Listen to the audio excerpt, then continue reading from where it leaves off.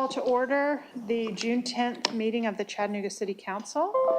Before I get going, if you're new here, I don't wear these because I'm too cool for school. These weird glasses are because I have migraines and these lights make me nuts sometimes. So please forgive my weirdness.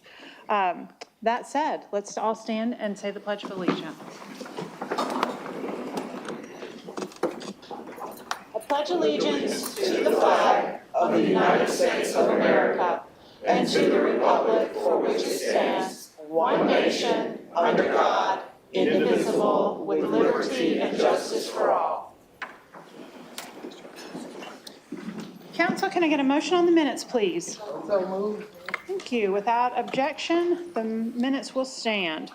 Council, we will start off by going through today's agenda.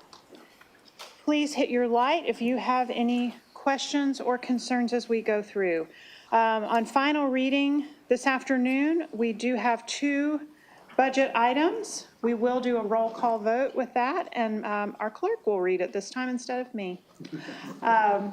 In planning, we have one item on final read, but we also have multiple items on first read today. Does anyone have any comments about any planning items?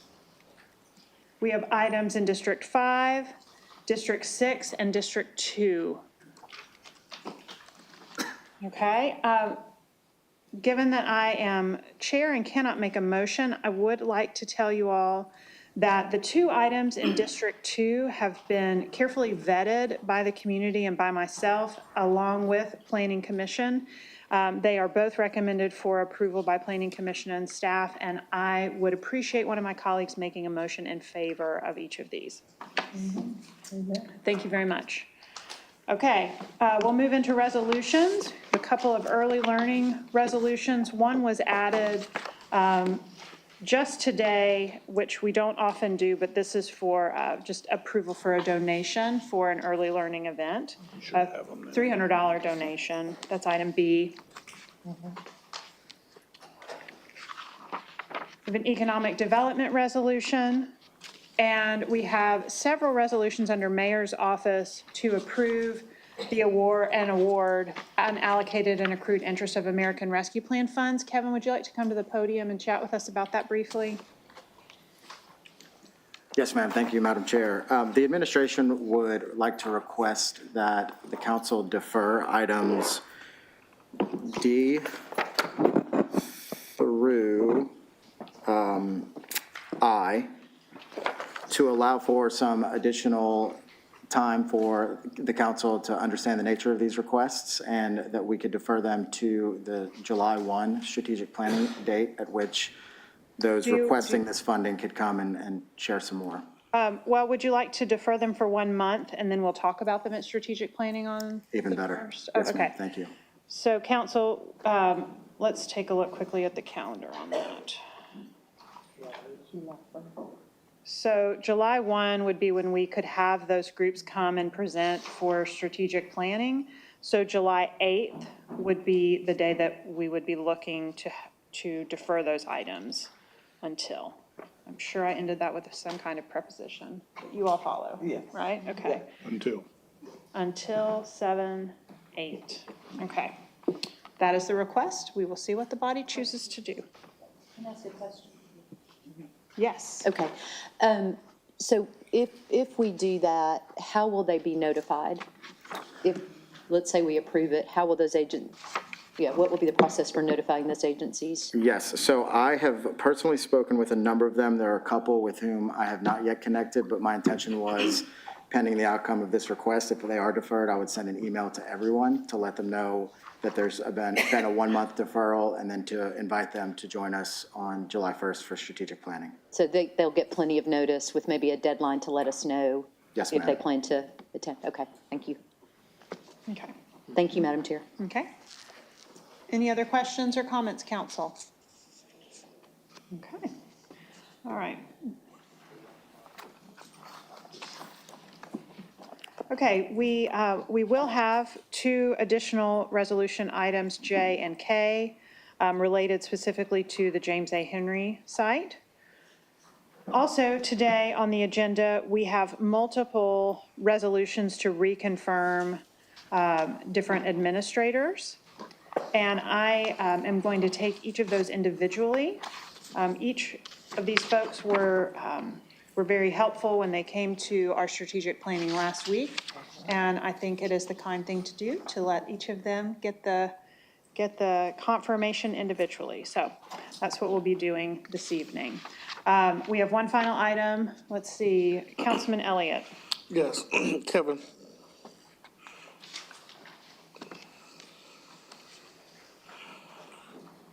I know we lost some funding when it came to the West Side project.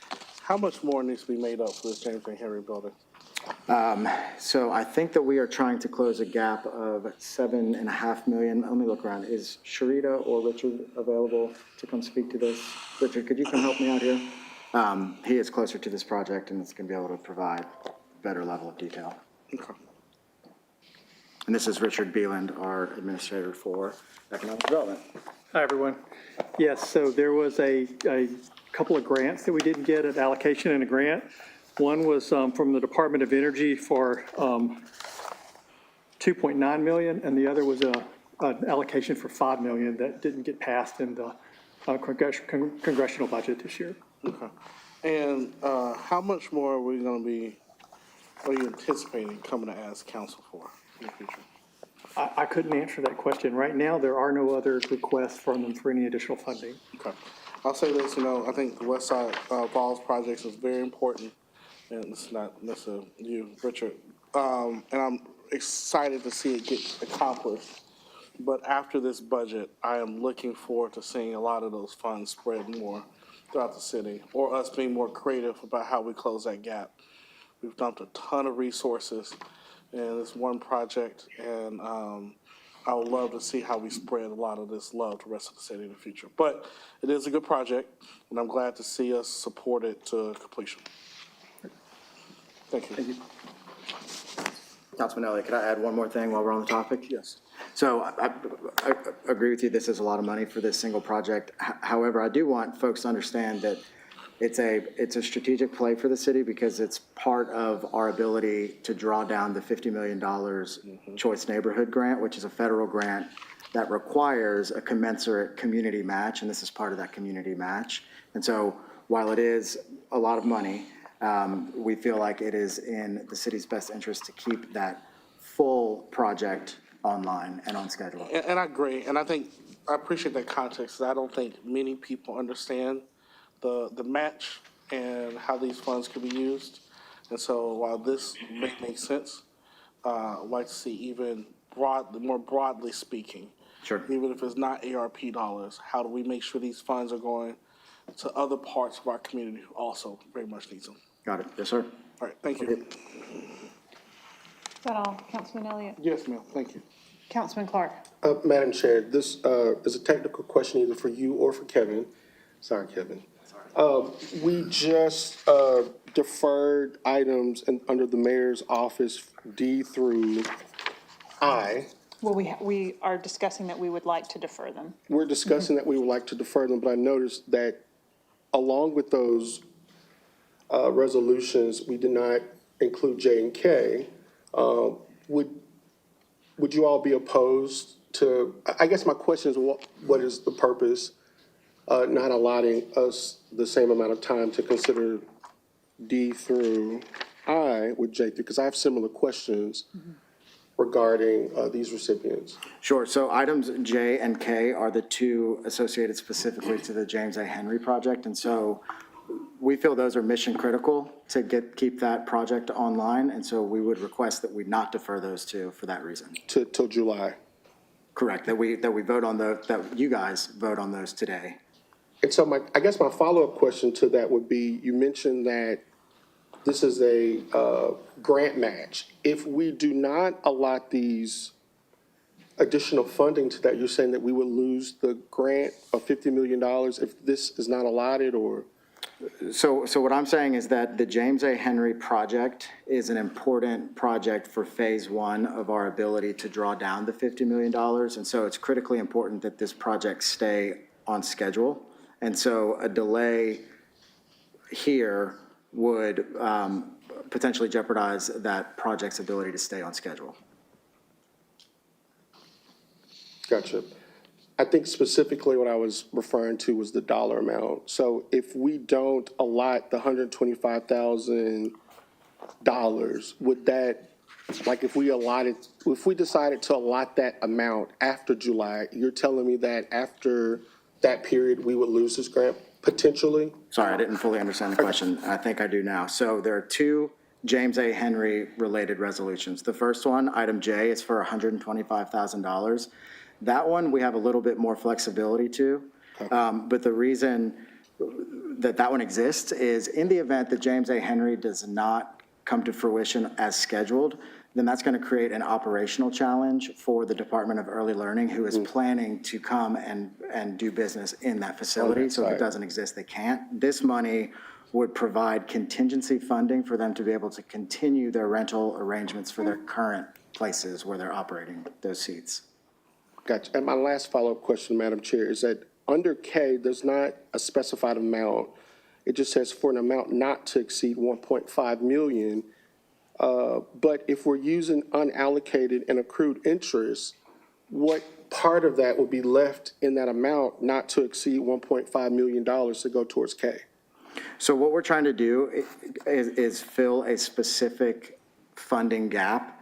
And I think that the reason that it is written in that way is because it may come up a little bit under 1.5 million, in which case there would be additional available funding that it would be the will of the council and a proposal brought forth by the administration as to what we would do with that delta.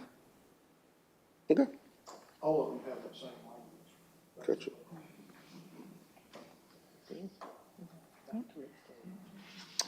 Okay, looks like we've got, do you have any other questions, Councilman? No, ma'am, thank you. Okay. Okay, we have one final item on Parks and Outdoors related to a grant. So let's jump over, council, to our purchases for this evening. We have 5 purchases, and we do not have any renewals, we do not have any RFPs or emergency purchases, but we do have 4 single source items that we're being made aware of. Please hit your lights if you have any questions about any of these items. Councilman Clark. Thank you, Madam Chair. I do have a question about technology service in regards to cubicle purchases for the Director of Procurement, or, I don't,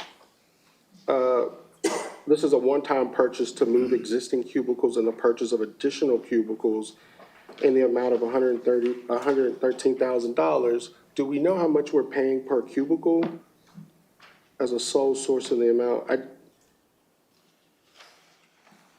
I'd just be curious to know what we're paying for cubicles in that amount for $113,000. And how many cubicles we're getting. It just seems a little expensive for me for a cubicle. I don't have that information handy, but it is in the attachment that was attached to the purchase, so I can get you that information. Do we have that attachment to this? Yeah, you click the little link, If you click the link, it's the blue link. Let's see, what is it? I guess if I can click on the link. So it looks like there are 8 cabinet units, 2 that are new with legs. There are 2 units of something else. 1, 2, 3, 4, 5, 6, 7, 8, 9. There's a whole lot of individual pieces within this.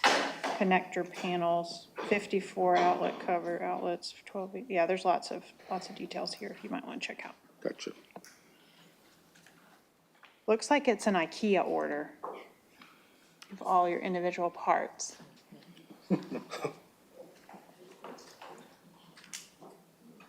Sorry, I just found the link. Super. Okay, I'd like to know how many IKEA cubicles we're purchasing for $113,000.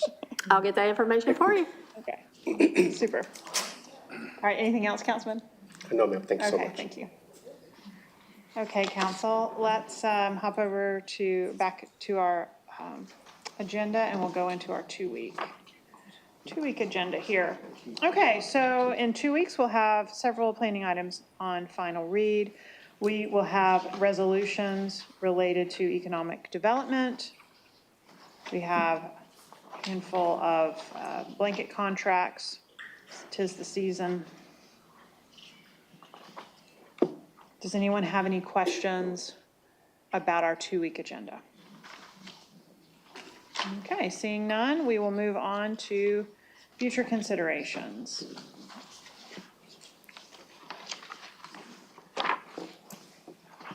Councilman Henderson. Thank you, Madam Chair.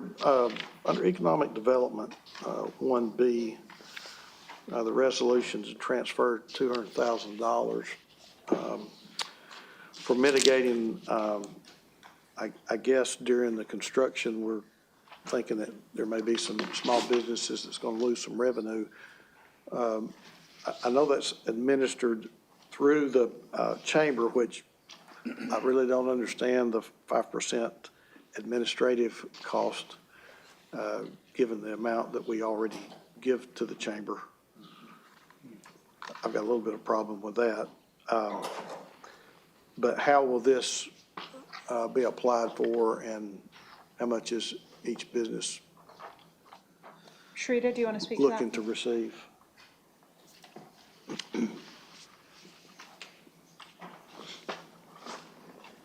Good afternoon, Council. Sherry Allen, Senior Advisor for Economic and Workforce Development. The Small Business Construction Mitigation Grant Program was created in 2018. Historically, if it impacts a smaller number of businesses, we facilitate handling those payments in-house.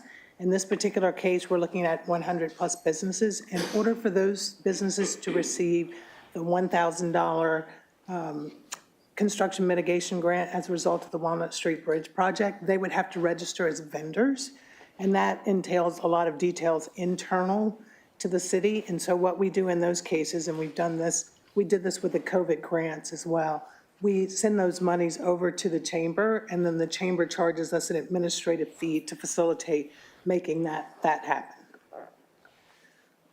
So we've done this before. It's not unusual. Yeah, I mean, I knew we had, I guess, administered mitigation grants before. What determined the affected area? We drew a boundary of a quarter-mile walking distance around the bridge. There is a On both list. sides? Both sides of the Both bridge, sides? yes. So it's north shore, and it's going to be south side of the bridge as well. Okay. Well, I'm not sure I agree with the administrative fee that we're having to pay, but that's me. Thank you, Madam Chair. Councilman Elliott, is your question about this? No. No, okay. Well, I'd like to add, when I read that $10,000 fee, I also felt uncomfortable with it, in part because the grants themselves are only $1,000. And I've had several people already, small businesses, reach out to me from the Fraser Avenue side. I don't know if Councilwoman Dotley is hearing from the other side, but we've got folks who their business has dropped off as much as 40%. So $1,000, I appreciate the way that this will be more expedient than becoming a vendor with the city. That is an onerous process. But I do think that it would be worth a conversation with the chamber about reducing that fee.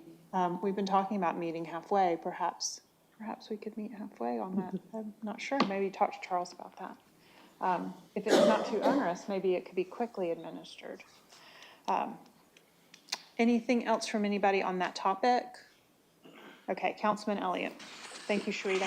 Thank you. Thank you, Madam Chair. This may be for the administration. I have not seen the CFO on future considerations for confirmation. I'm just curious when we may see that.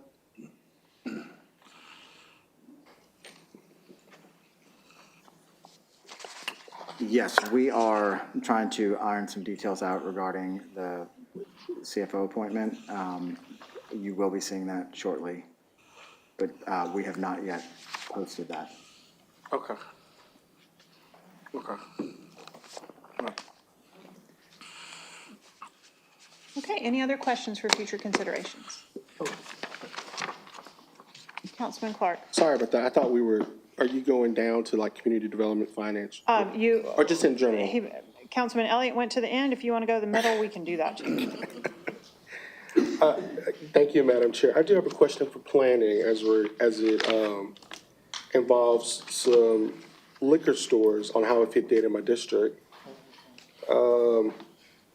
I guess I need some understanding about what it's a resolution approving a new special exception permit for a new liquor store on Highway 58, Karen. And I like to understand exactly what that special exception is, and then how it's related to item B.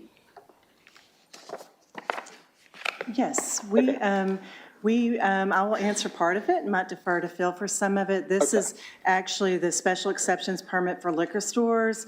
There's an application at the treasurer, and then we tag team it with the city attorney's office. So one of the requirements in the zoning ordinance, depending on your zone, liquor stores, unless you're exempt from a distance requirement and don't need approval by council, liquor stores come to council for a special exceptions permit. And that is partly to review that the standards for the liquor store are being met. Primarily, the one that comes up the most often is a distance requirement. So the the liquor ordinance requires a 200-foot distance from a park, a school, a daycare, a church, religious facility.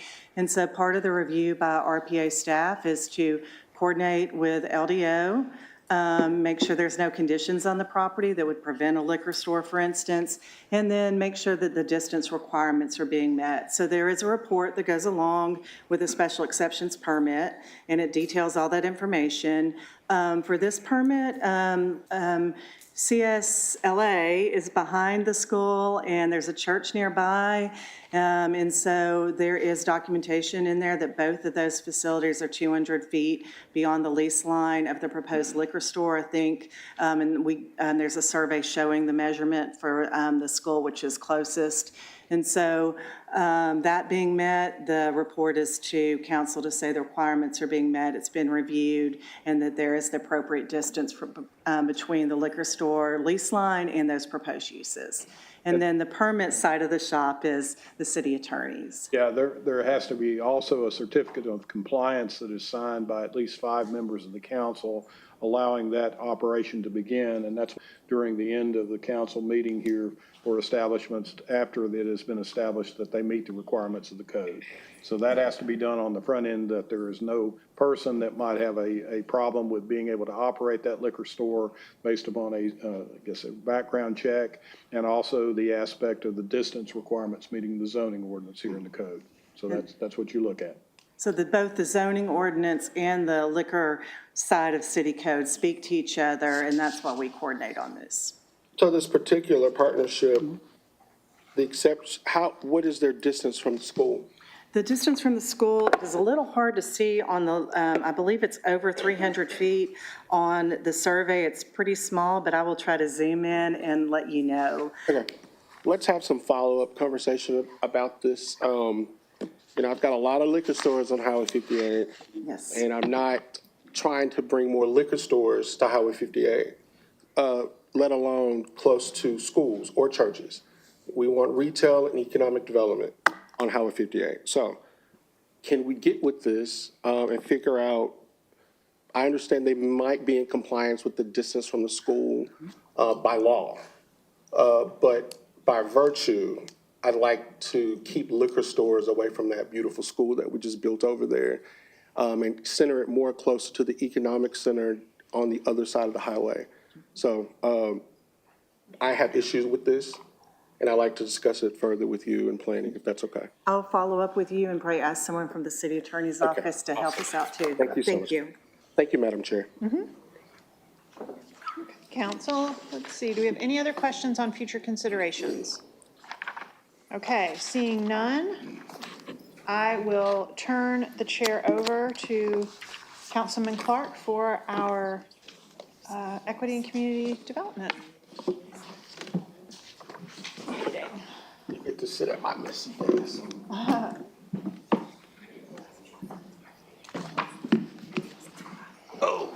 it is messy. Yeah, sorry you get to sit at my messy workstation. Thank you, Madam Chair. I'd like to call to order the committee meeting for community development. Can I get a motion on the floor to approve the minutes? Seeing no objections, the minutes stand as recorded.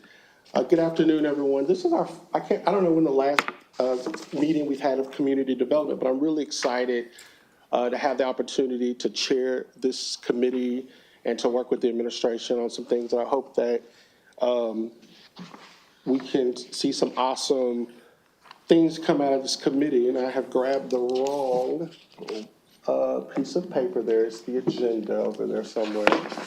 Thank you so much. Thank you. There we go. We have new council people, and one of the things that we wanted to do is to have the opportunity to introduce not just what your department is, but more so what you do. And I sent an agenda out that basically asks each administrator that's going to come forward to talk about some of their key successes, their current challenges, and how council can support you. I'd like to also note some changes that are in state law as it relates to equity and diversity, equity, inclusion. As many of you know, our state Senate passed a bill dismantling DEI departments, which prohibits a lot of entities and city organizations from engaging in any work dealing with diversity, equity, and inclusion. I do want to say for the record, I am disappointed in that bill. Although I'm not a state legislature, at the city level, we hope to take measures to make sure that this work is being incorporated throughout our departments and still being in compliance with state law. A portion of that law will allow the Attorney General to withhold money from our budget. And we don't want to be penalized from that, so we're working with our city attorney and the administration to bring our departments and a lot of our practices that discuss diversity, equity, and inclusion into compliance with the state law until we're able to figure out how to still make sure we are a community that's inclusive and offer equity and inclusion to minority communities, women's, veterans, and yes, even people who live in rural parts of our county who are also, I believe, are considered in that pool. So I just wanted to say that just kind of as an overview, because today we will not be hearing comments from the equity portion of the Department of Equity and Community Engagement for that purpose, okay? So moving on to our agenda, I'm going to ask Carol Hunter to come forward, and we'll be hearing some department overviews from Carol Hunter, who's our Administrator of Community Development, and Tony Salmons, who's our Administrator for Community Engagement. Thank you, Ms. Hunter, for being here today. Thank you, Councilman. Good afternoon, Council. I am excited to be here to talk about the work that we're doing in community development. And I, along with my core leadership, which is Rachel Howard, she is over our Office of Family Empowerment. We have Ty Amore, who is our program manager, and Chris Brown, who is our director of operations. So we want to begin by talking about the mission of our department. And so with OFE, we are the community action agency that serves all of Hamilton County. And our core function is to move families forward from poverty to self-sustainability, then achieve livable wages so that they can qualify for affordable housing. And we provide social services for low-income families, and that is services that include rent and mortgage assistance and energy assistance with their utilities. And under our community centers, we provide robust programs and services for both youth and adults. And as we are evolving into community resource hubs, that will allow us to add things like workforce development programs, financial literacy training, parenting classes, GED classes, and so much more than we're able to offer right now. And we also have our community advisory committees, and they are appointed by the mayor and the council. The mayor's office receives 5, and the council receives 4 appointments. And we utilize them to advocate on behalf of the community centers that are in their neighborhood for the programs and services that they want to see at our community centers. And so they support the excellent work that we're doing at the community centers. And then we have created, along with our mission, what we call our service standards for community centers, and that's being courteous, accurate, responsive, and effective. And we wanted to create those to ensure that we are both proficient and consistent with providing an exceptional customer service experience for the community when they utilize our services. And we also support the One Chattanooga vision by supporting all 7 of the goals. For example, one of the goals is building a universal path to early learning. We do that through our MOU with Hamilton County Schools through our Opportunity High, which is for at-risk students. And so that's one of the things that we do to support the One Chattanooga vision as it relates to that. So as it relates to our core department functions, again, our community centers are no longer just recreation centers as they have been in the past, but they are now being converted into resource hubs. And we have 19 community facilities that we have, and they are supported by 109 team members. And we also build partnerships with stakeholders such as the Enterprise Center, where we offer the Tech Goes Home training for all ages. And we also have a recent MOU that we have with Carter, where we were able to get our new app that we have in our department on the side of 18 of the buses.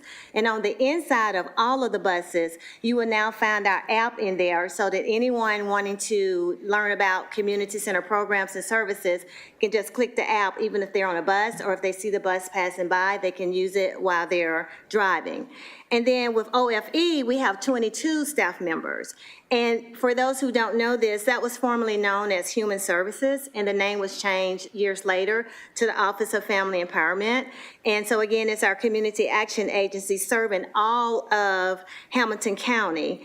And our services there are assistance programs. We also have resource navigation, and we have community outreach. So in other words, if there are things that we cannot offer through our resource navigation and community research, we can still connect them with other agencies and entities that may be able to fulfill the things that we're not able to do at our office. And then we're really proud of the OFE team because earlier this year, they received the Bronze Tier of Excellence, and we are the first community action agency in Tennessee to ever achieve that award.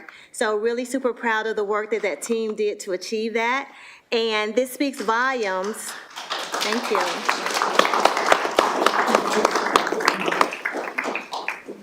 So that speaks volumes about Rachel and her team and the excellent service that they are providing to our most vulnerable residents.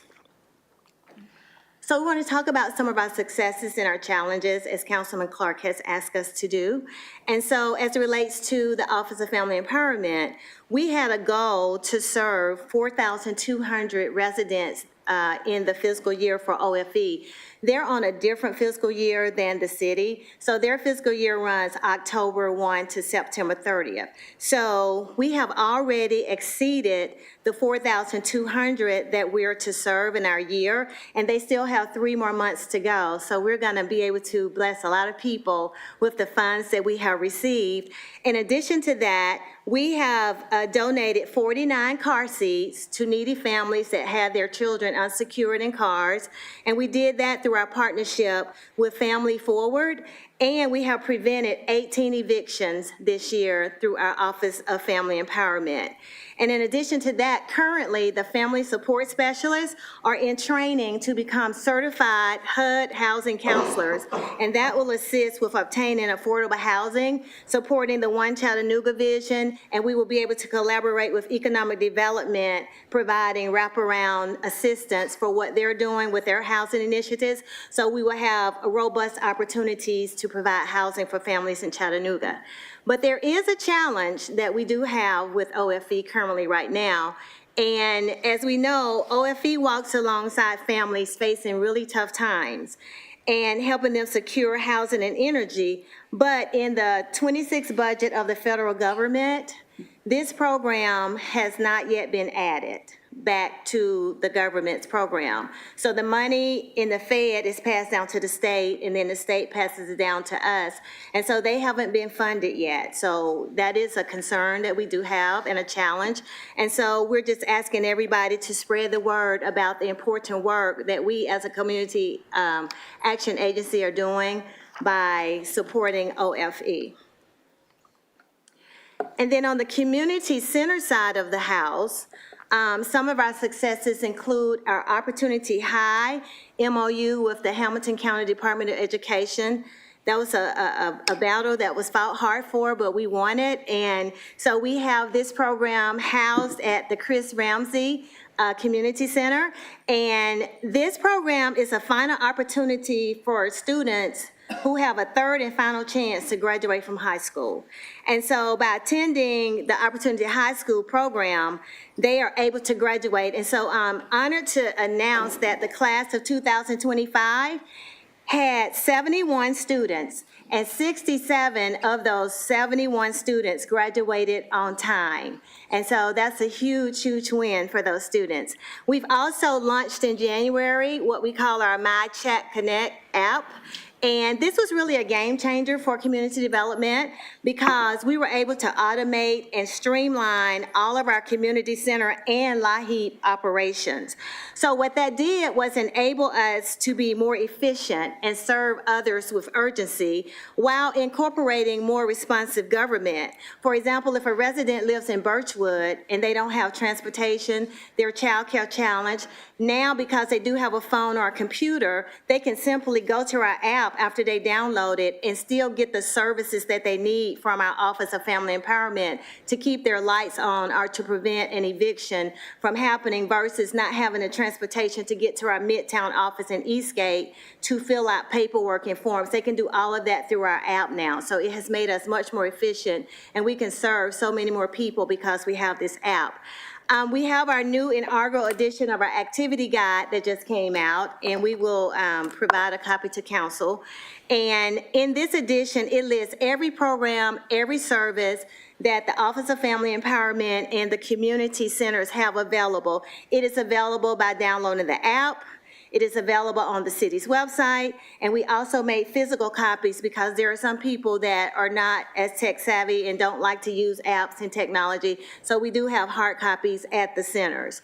And then we did our community survey this year, and we received 1,169 responses, and we're learning that that was the largest response rate that has ever been received for a city survey. So we were able to mobilize our admin team, our center staff, and our CACs to make this happen and get the community involved to tell us what they want to see happening at our community centers. And then finally, on the success side, with our staff development, when I came in as the administrator 10 months ago, my first priority was to invest in developing my team, which is my most valuable asset, because we have to win together. And so it's unrealistic to ask someone and expect someone to do something if they've not been trained to do it. And so we started with a staff retreat using the book, Who Moved My Cheese, as the framework, so that we could really get a grasp around change management, as well as unifying our department that oftentimes worked in silos. And so we wanted to bring them together. And in addition to that, we sent our center managers through a Berkman personality assessment training. And what that is 6 weeks with an executive coach, learning how to work well with your peers, your subordinates, and other relationships, because we all have different personalities. And so when you understand that and begin to work well with that, then you work well as a team.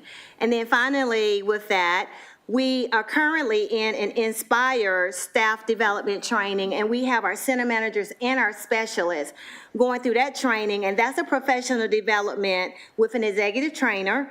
And we're using the framework with the book, Developing the Leader Within You by John Maxwell. And upon completing 8 required sessions, all of the participants will receive a one-to-one coaching session with the trainer to develop a personalized development plan. And so that's what we're doing with that.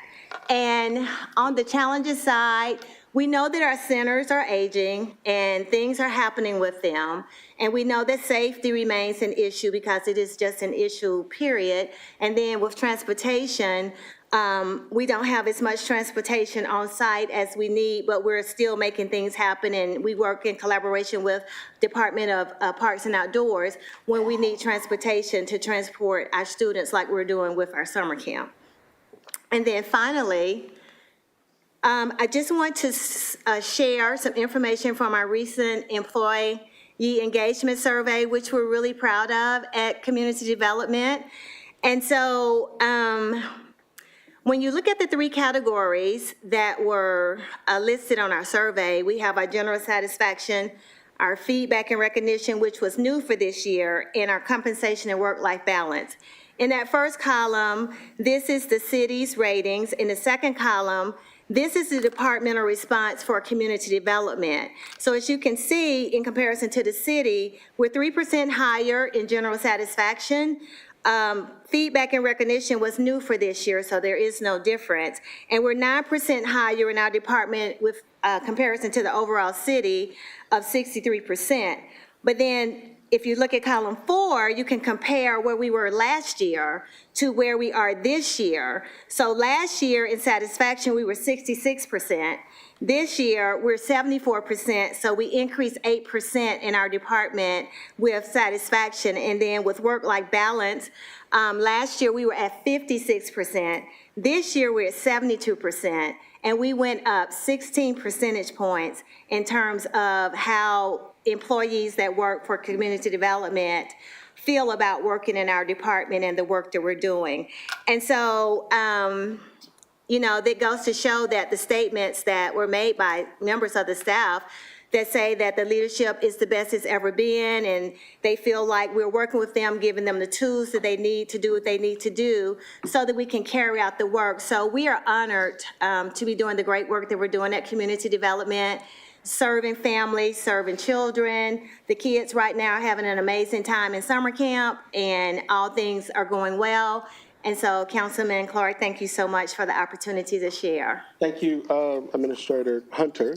And we probably will have questions at the end, depending on how fast we go through our agenda. Okay. Thank you so much for your presentation. We're now going to call up Tony Salmons, who's the Administrator for Community Engagement.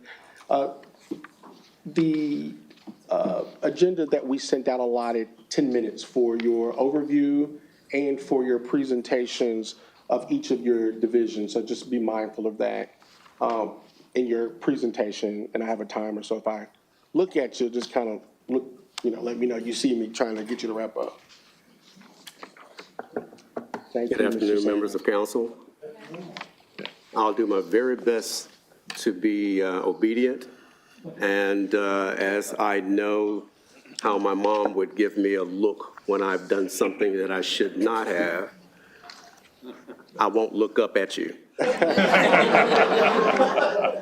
And then secondly, I'll be very mindful of the time and try to be expedient in my remarks so that I don't exceed my time limit. I want to thank you, Councilman Clark, for allowing me to present today, because it's bittersweet for me. Going into reporting what we've done in the Department of Equity and Community Engagement is not enough time. 10 minutes is not enough time.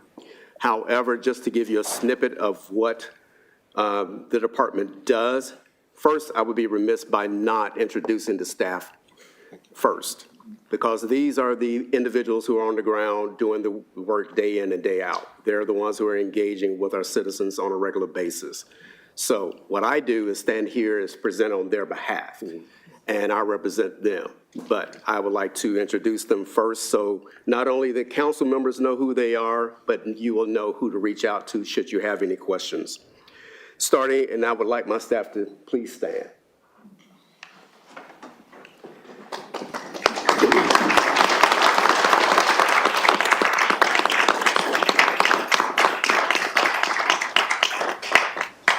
have Kelly Valcarce, who is the director of the Office of New Americans. Eddie Bell is our first language access coordinator for the city. Marissa Bell is our equity and community engagement specialist. Vanessa Jackson serves as our community program manager. We also have beneath our umbrella our neighborhood services department, which many of you are familiar with, is being led by our manager, Perrin Lance. We have 3 neighborhood relations specialists, and they are Ms. Karen Clay, Ms. Marcy Keith Tolliver, and Ms. Summer Foster. Rounding out that team is our neighborhood program specialist, and that's Mr. Steve Lamb. And I could not forget mentioning the individual who is the glue to our team, and that's my executive assistant, Ms. Kim Smith. And that rounds out our current team members for the Department of Equity and Community Engagement.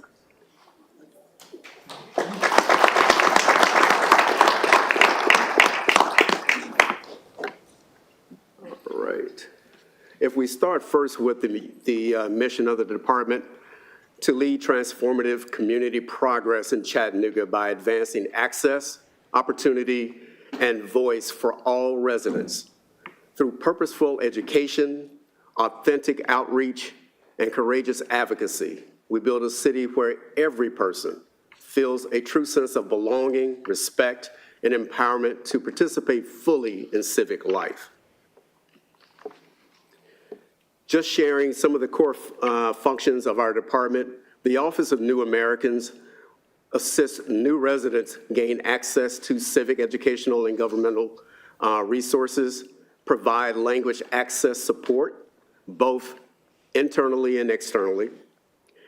Our team under community engagement and programming, we champion a welcoming and inclusive environment, cultivate and manage internal and external partnerships, collaborate and operationalize community engagement strategies, manage employee resource groups, provide support, guidance, and advocacy to our mayor's councils. Our neighborhood services division, they are the liaisons between our city government and our neighborhood-based groups, neighborhood associations, homeowner associations, and other grassroots organizations. They support residents in setting and reaching goals, provide leadership training, assist neighborhoods in addressing community concerns, and assist in identifying resources that address those concerns that have been identified. Our manager from Neighborhood Services will later come to give a little more in-depth reporting on the work of Neighborhood Services. How am I on time? You've got 5, you're at time for your overview of the department. You're at time for your overview for the department. Sweet. Yeah.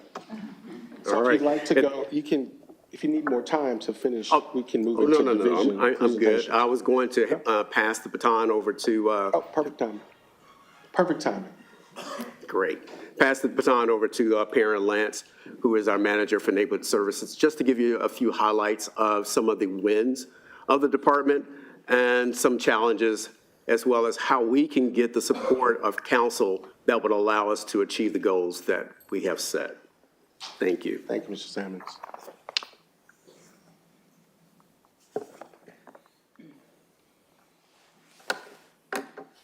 Thank you. Thank you, council, for having us here today. Can everybody hear me? Yes. Great, all right. So neighborhood services, I wake up every day and I absolutely love this job. And I know that my staff over here love their jobs as well. I consider this to be one of the best positions in the city of Chattanooga because we get to work with neighborhoods and neighborhood life every day. You can always find out more about us. Just give us a call. You know my email, you know my number, and our website, chattanooga.gov/neighborhoods. Just going over some progress and initiatives over the past fiscal year. We re-registered over 90% of the existing neighborhood associations that existed in our fiscal year during our winter registration campaign, right? So What that means is we had about 120 neighborhood associations going into the calendar year, and we reached out to every single one of those neighborhood associations, HOAs, and we asked if they wanted to be re-registered with our office. 90% did. Currently, we have 113 current active neighborhood associations. That includes HOAs, other grassroots neighborhood-based groups. And we're also growing right now. We have several people that are talking with us about expanding neighborhood associations, expanding boundaries. We're very excited to meet with you later on this week to talk about growing the neighborhood associations. So we absolutely want to grow. Also, our team has solved or closed over 100 self-reported neighborhood issues all across the city. And so what this is when a neighborhood association gets together and decides that there's an issue, say for instance, traffic calming, something wrong with the road, something wrong with the development, they can come to us for assistance. And even if we can't get the result that they want, say like the development doesn't go their way or they're not able to get the infrastructure in time that they want, we're able to get a win for them or at least resolve the situation. And we have all of this data if you ever want to go through it by district and by neighborhood association as well. And currently we're at 107 closed neighborhood issues and we still have a month to go.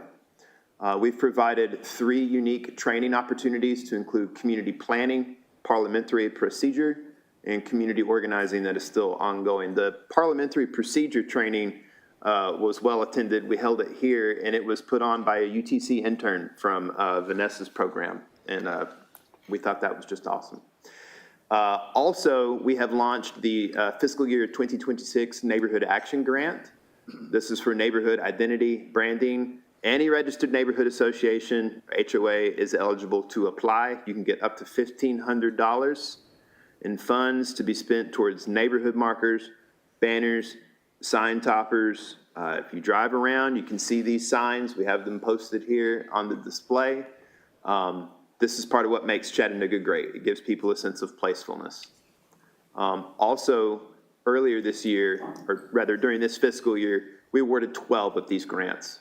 And you can see the pictures of the sign toppers and banners that we awarded. Hill City got new stuff. Lake Hills got sign toppers for the first time ever.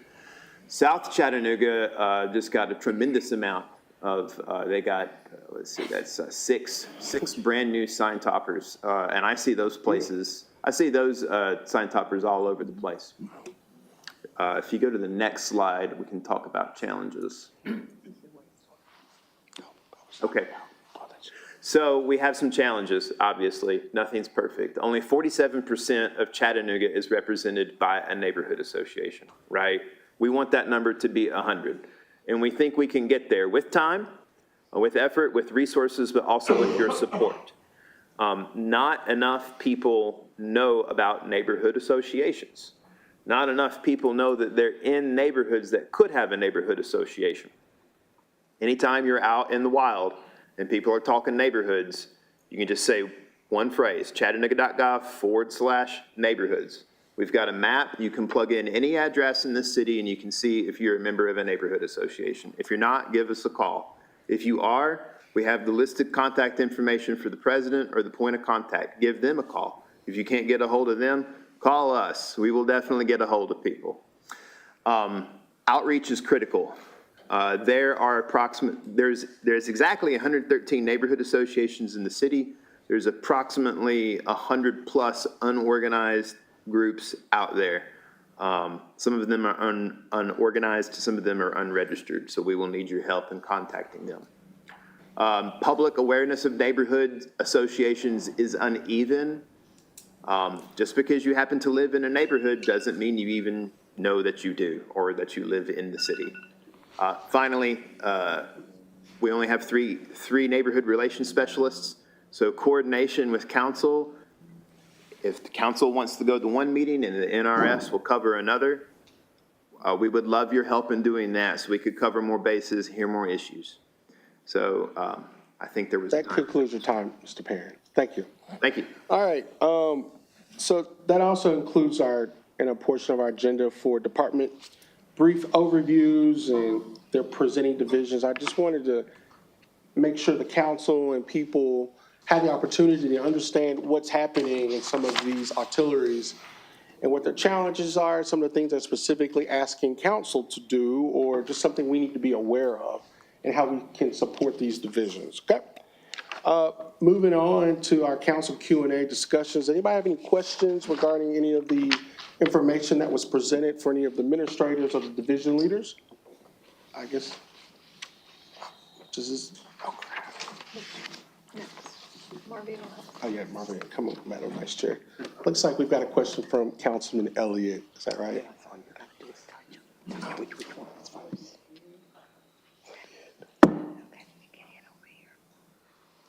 Okay. Councilman Elliott, you have the floor for questions. He's not active yet.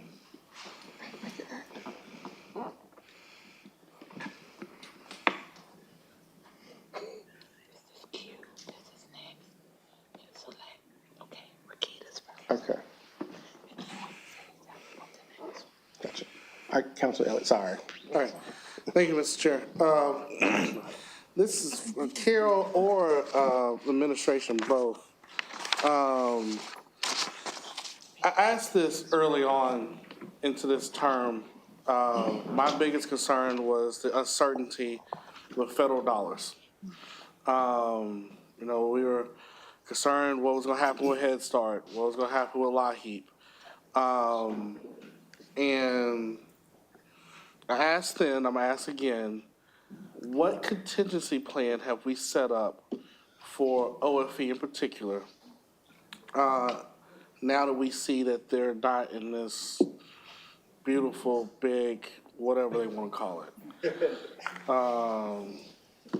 And so I'm more pressed on this one because I will admit this is personal for me because I worked in OFE for a while and I understand the importance of this work.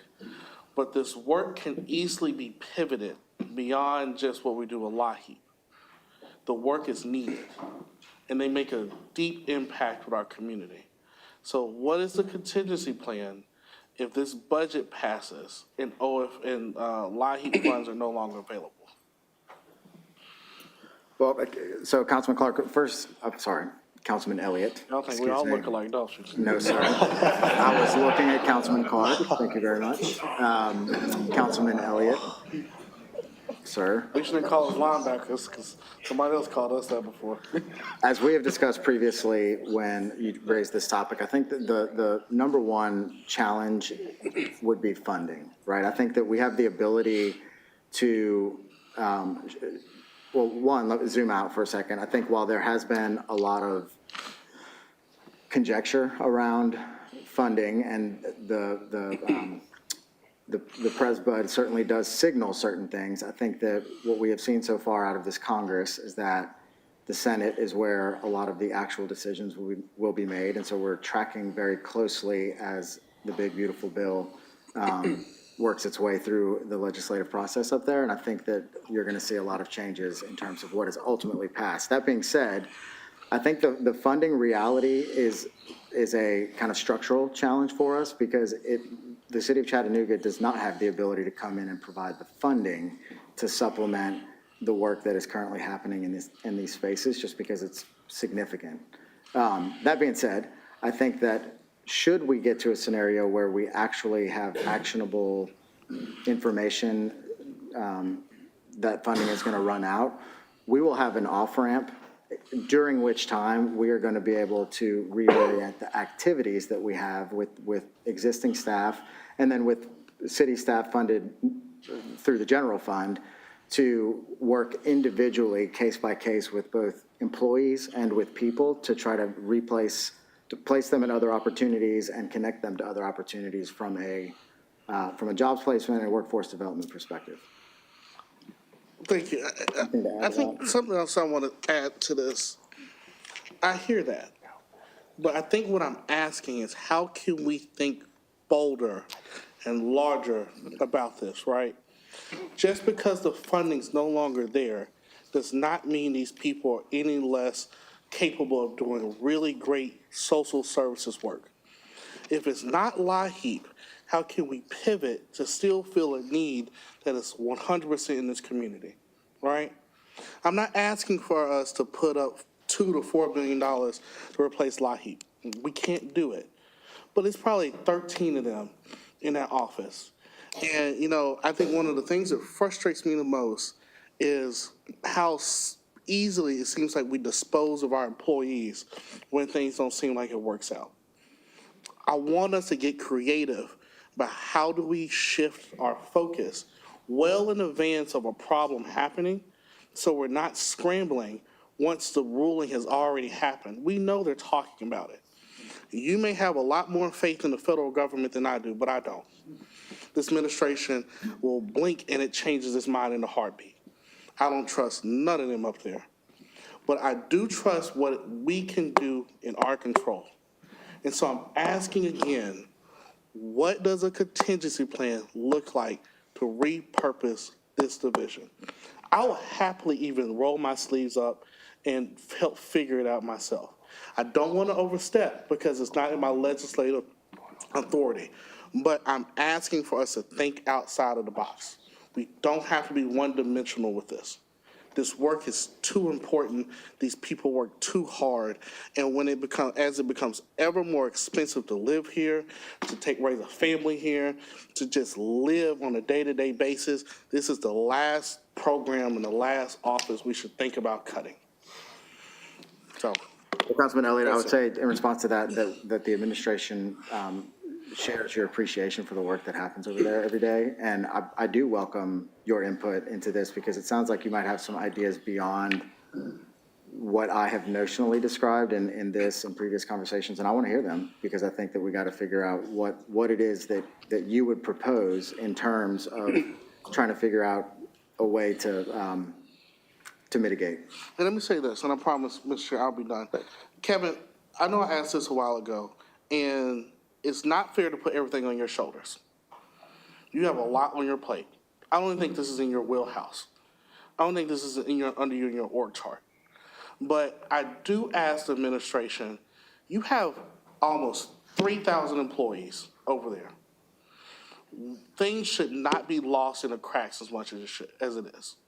And I know you're taking the brunt of this, and this is not even in your side of the org chart, so I apologize. You're just here.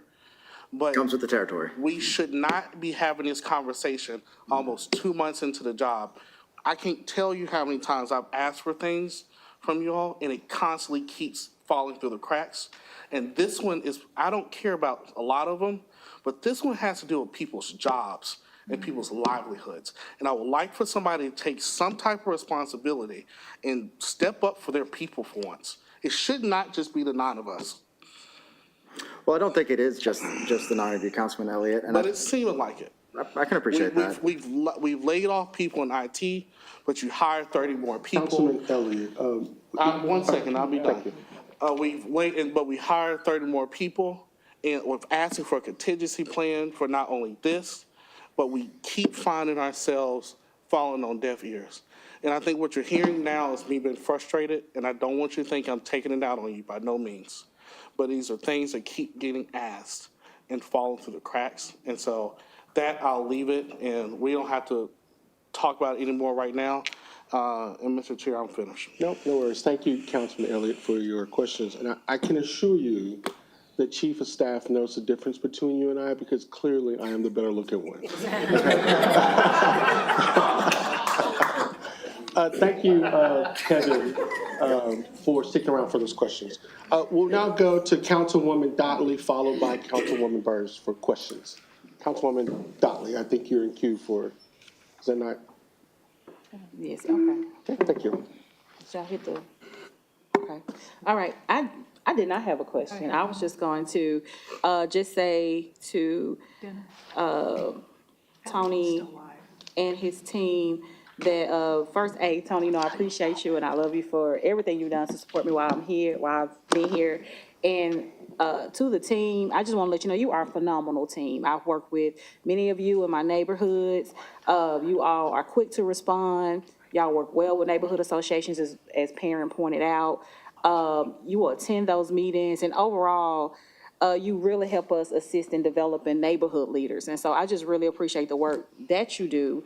And I just wanted to say, Thank you, is all I wanted. So that is it, Mr. Chair. That's it. Thank you, Councilwoman Dottley, for those amazing comments. When I go to Councilwoman Burrs for questions or comments, and I apologize, I did not do a tutorial on how to use this, and clearly Marvin was not either. Let me go first, because hers was much better to Come end over on. here and do this. It's okay. I do have 3 questions, and I'm not sure the best person to go, so I'll just put it out there. One's very specific about our camps. Can someone make me aware of how many kids we have going through summer camps right now? They've just started? And how does that compare to 2024? Councilwoman Burrs. Hi. Hi. Right now, we have 625 kids registered for this summer camp for this year. Okay. And that's the largest number that we've ever had. And Chris will know the number for last year. Last year, we had, it was 615, so we're very close. And we could say that last year, we had 95% of those registered online, and this year, we had 100% of those registered online through our app. So that includes 14 camps, 14 youth camps. Actually, I'm sorry, 12 youth camps and 2 teen camps. So we are serving from 6 to 16 this year. Wonderful. And those are conducted out of the community centers predominantly? Is that? Yes, ma'am. Okay, thank you. And then kind of along the lines of the community centers, I know there's a lot of crossover with the community centers and recreation. And my question is, and we don't, maybe this is something for further discussion at our next meeting, but I'd love to hear, and maybe for our next meeting, how we might propose that the two come up with some plans to work closer together, because I know that you've got a department here doing one thing and another department here trying to accomplish something else. And just reporting back to us how that relationship is working, and are we missing the boat anywhere? Is there somewhere where we can combine those efforts more, where recreation can happen, especially where kids are involved, can happen more in community centers when they're in operation, during operational hours? Okay, so would you like for us to send a written report of how we are currently working together with Yeah, the and then department? is there room for more? Is there room for more partnership? Okay. Right now, the departments are separate. I don't know what that's going to look like going forward, but is there room for more partnership? Okay, we will send a report. We do some activities together now, Good. and we will be able to provide those with you. The main thing that we do together right now is definitely through the transportation, because they have the vans that used to be all one, and so we work through their system. And then, for example, we have the swimming pools at the centers, but they have the swimming staff, for example, so we collaborate there to make sure that swimming still happens. And then we do other activities, like the one we did a couple of weeks ago, where they had an activity so kids would not be out at night at the Ramsey, but it was put together by the Department of Outdoors. So we'll send you a report of things that we're already doing and some of the things that are already on the calendar. And then we'll do some brainstorming too around things that we can do more of.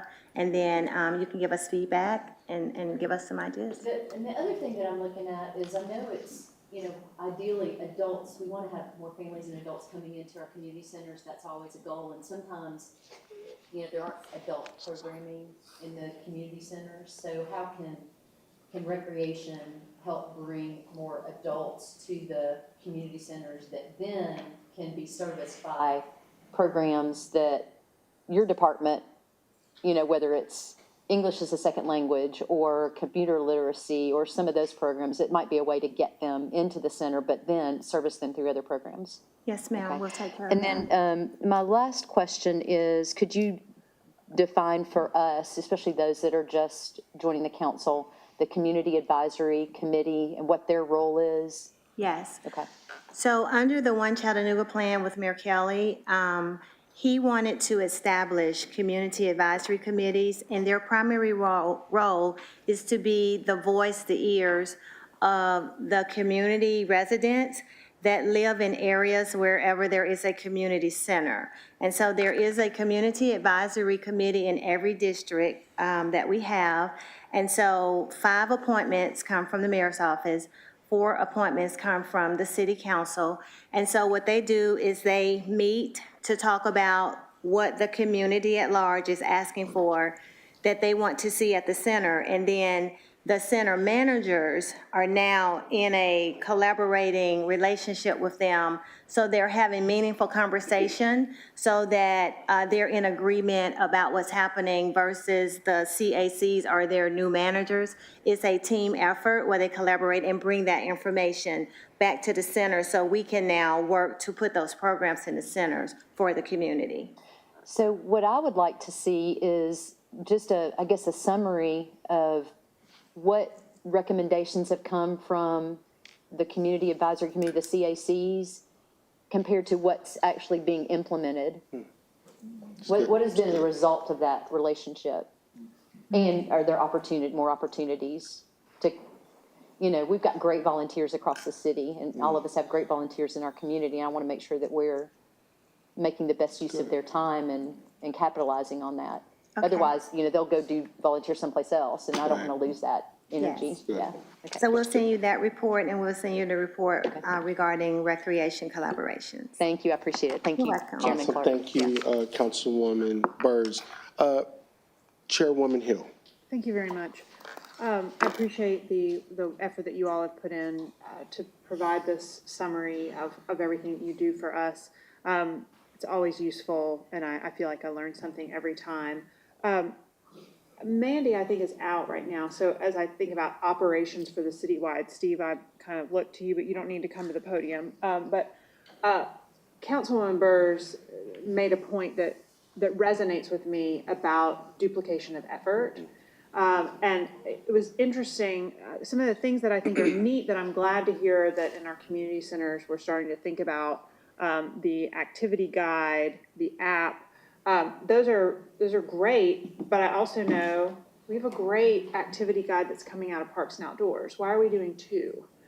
Because I think we will get more people into, I think you can have cross-pollination, right? People that are interested in going to something at Coolidge Park don't necessarily even know that Francis Wyatt exists. I know that because I had a community meeting at Francis Wyatt and people said, I didn't even know the center was here.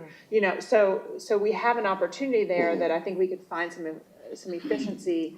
I know the library has a new, I think they're calling it Poppy, that's like a pop-up library. But then I also got a notice that our Office of Early Learning has a van now. Like, it's a mini library that's going out. And so I want to make sure that that our hubs are genuinely hubs, and that it doesn't mean that we're adding more people to it, but that maybe as we consider where we're headed with a tight budget, that we're being very thoughtful about working wisely together. And that might be a little bit different than the direction that Councilman Elliott is headed, of like, make sure that we always have a seat for every single thing. I wonder, in the future, 5 years from now, how might we be doing things together more than silo? The mayor has a communications person. We have multiple communications person. We have police officers sitting in the front row. They have they have communications. Fire has communications. Everybody has marketing people.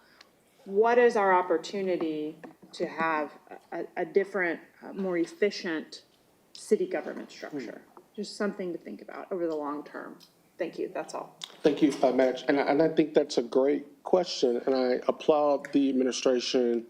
I know our chief of staff has been working on some reorganization matters as we come in compliance with state law. I know they're very open to proposals, as we've submitted some proposals about our ideas on how we can make our government more efficient, as Chairwoman Hill has mentioned, so there's not a lot of overlapping resources. So per those requests, Steve, in Mandy's absence, there's 2 requests coming from this committee meeting, one from Councilwoman Burrs and Councilwoman Hill.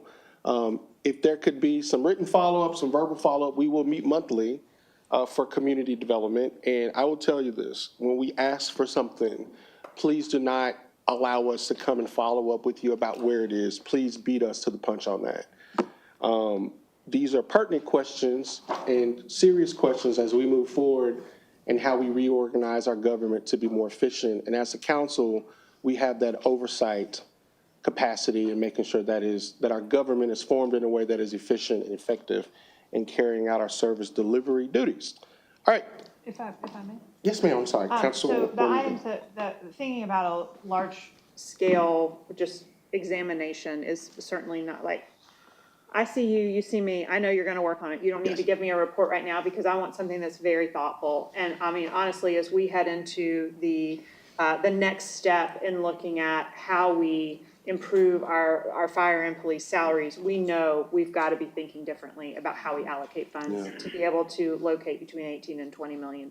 So, I'm good. No, it's your problem. Councilwoman Burrs has more specific things that she needs. So Absolutely. thank you very much. Thank you, Chairwoman, and very important questions. I love questions. This is the time for us to discuss these and get this out in the public. I'm going to yield more time to Councilman Elliott for more questions, I comments. promise I'm short. Councilman, Steve, to answer that other two items, please work with Carol and Rachel as, like Chairwoman Hill, a very well thought out contingency plan, please. Thank you.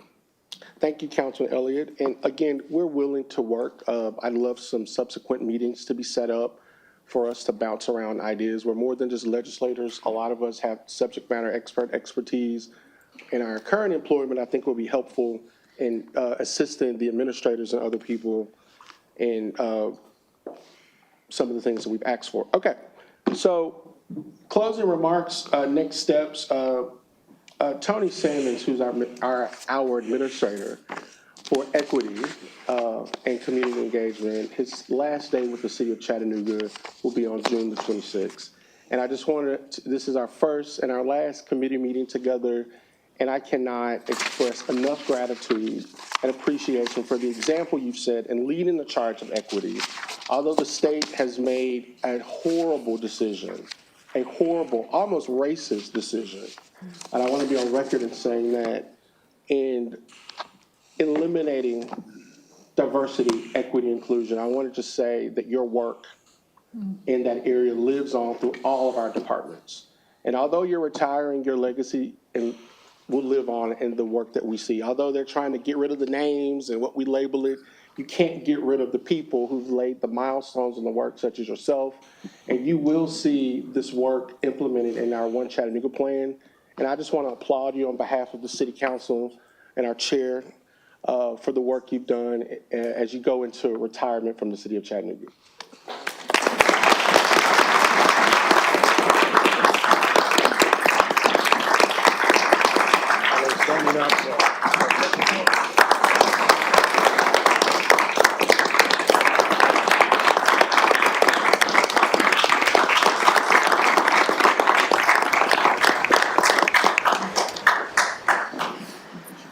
Okay, Madam Chair, thank you for that extended time for our committee meeting. I think there were some great spirited questions and comments. My apologies for the time that we've gone over. And I will take a motion for the adjournment of this, I'm sorry. So council, thank you so much. Thank you. So council, we need to have an attorney-client meeting after this. So we will adjourn until 5:35, or not adjourn, excuse me, we will recess until 5:35. And we are adjourned. Thank you. Go straight to attorney-client. Straight to attorney-client. Do not pass go, do not.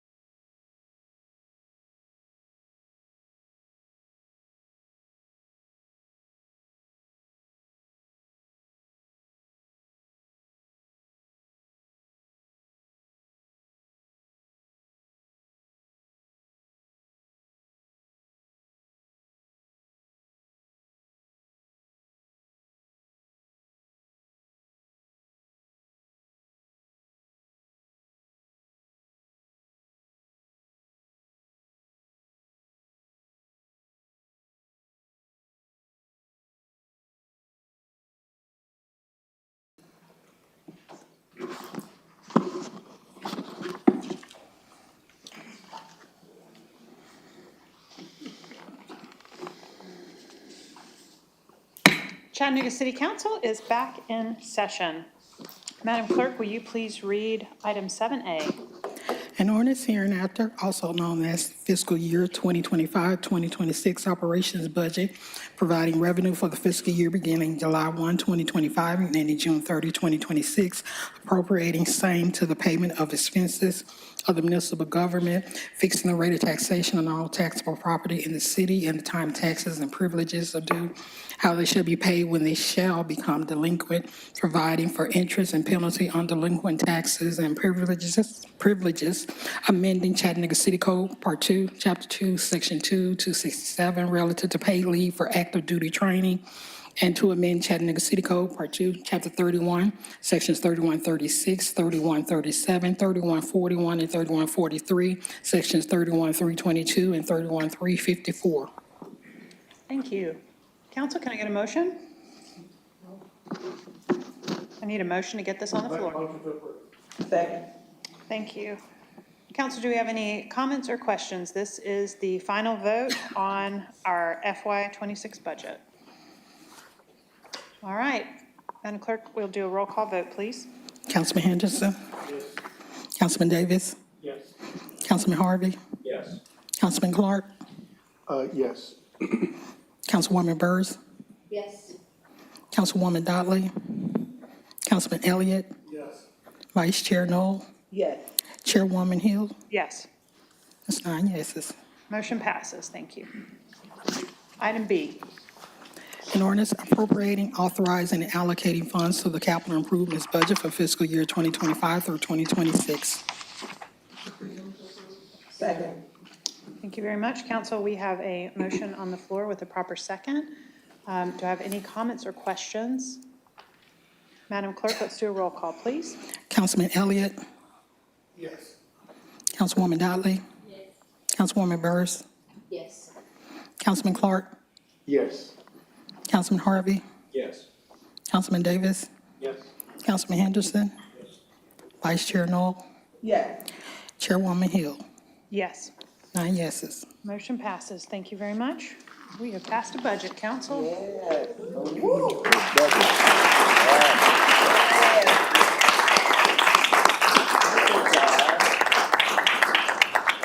Chairwoman Dotley, thank you again for leading us through that process. We appreciate you.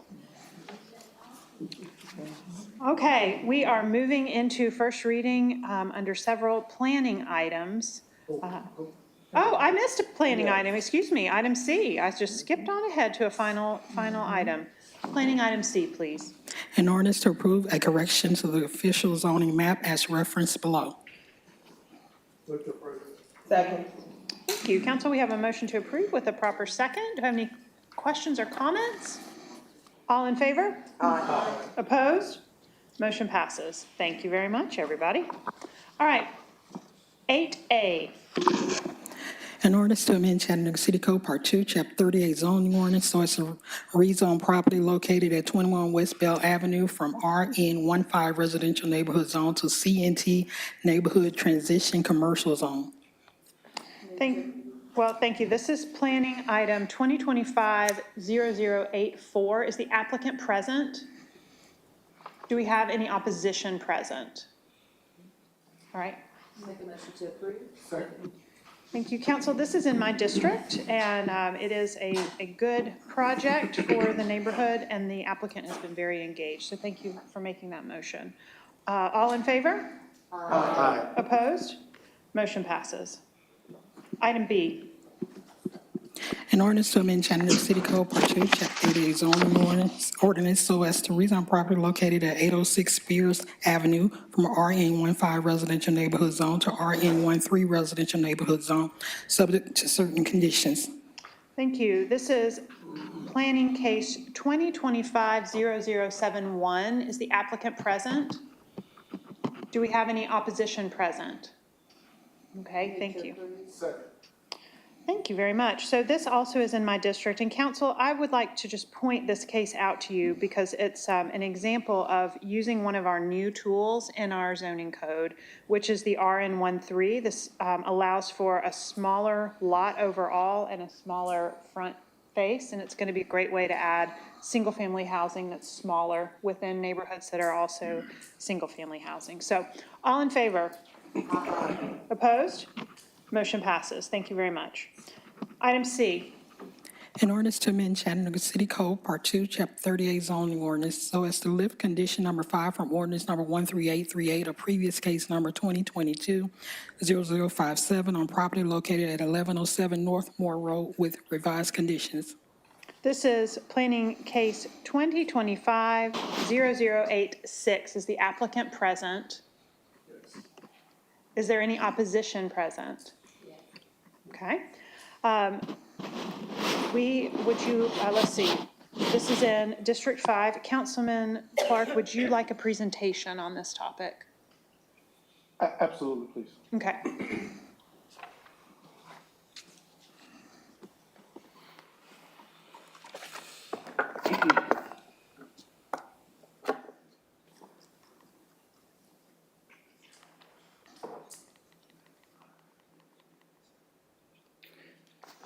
So this is a request to lift 2 conditions from property located at 1107 Northmore Road. The property is owned by Tucker Baptist Church. The lifting of conditions is from a prior rezoning, so this is not a rezoning. This is lifting of conditions placed on the property in 2022.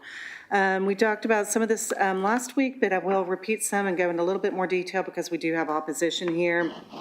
The proposed request and use noted on the slide is what was provided at the time of application. I believe the applicant will speak to a little bit to some of the changes during the time of that this has gone through the review period. So the church abuts the property to the north. The property in question is highlighted, it's highlighted in yellow here.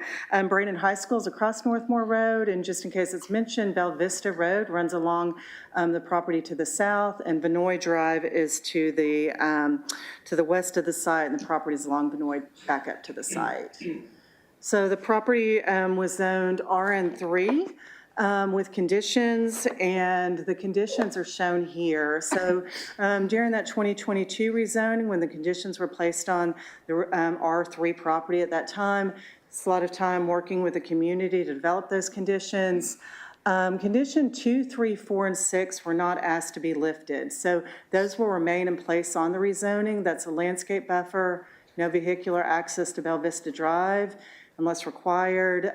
Building is set back from the R1 zone property. That's moving that church closer to Northmore Road and away from the Vinoy Drive property. And then the landscape buffer to remain. So the request is to lift the condition of the maximum building height and the maximum of 63 residential units. So the site plan is the same as from the 2022 case, and staff noted that regarding the maximum building height, that the RN3 zone, so just as a reminder, the property was zoned R3 with conditions, so now it is RN3 with conditions. That new RN3 zone does allow a little bit more density than the prior zone and a little bit more height. So the RN3 zone has a maximum 65-foot building height. And lifting the condition could introduce a 5 or 6-story building into a primarily low-intensity residential area where building heights do not exceed 2 stories. So staff recommended not removing the condition on building height. Regarding the request to lift the condition on maximum of 63 residential units, staff did not have concern because the proposed number of units is 79, a 16% increase. It's a 3-acre site. Staff found that's a reasonable increase in density because it is approximately half the density of what is allowed by right in the RN3 zone. So staff did support lifting the density or the cap on 63 units. So there was opposition present. Some of the folks here were at Planning Commission regarding flooding on the site, the height of the structure. Planning Commission found the request is compatible with adopted plan surrounding land uses and had the same recommendation as staff, which is approve lifting the condition on the number of units, but not the height. I will say at Planning Commission, Pastor Hathaway spoke and said that is fine with him. They're fine with just lifting the density or number of units. And so they are fine with keeping the height as it is. He spoke to that at Planning Commission. I believe he's going to reaffirm that here today. And we'll also note that there's been a change in applicant. We have not changed that on the application because the property owner has stayed the same. But I do want to mention and would encourage the applicant to speak to kind of the changes that have happened from the initial application. Are there any questions? Okay, thank you very much, Karen. All right, so the opposition will have 7 minutes to speak in total. The applicant, no, I apologize. The applicant will have 7 minutes to speak. The opposition will then have 9 minutes to speak in total, so you'll share that time amongst yourselves as opposition. And then the applicant will be invited back for a 2-minute rebuttal. So if the applicant, spokesperson for the applicant would like to come up and speak to the council, please. We'll put 7 minutes on the clock.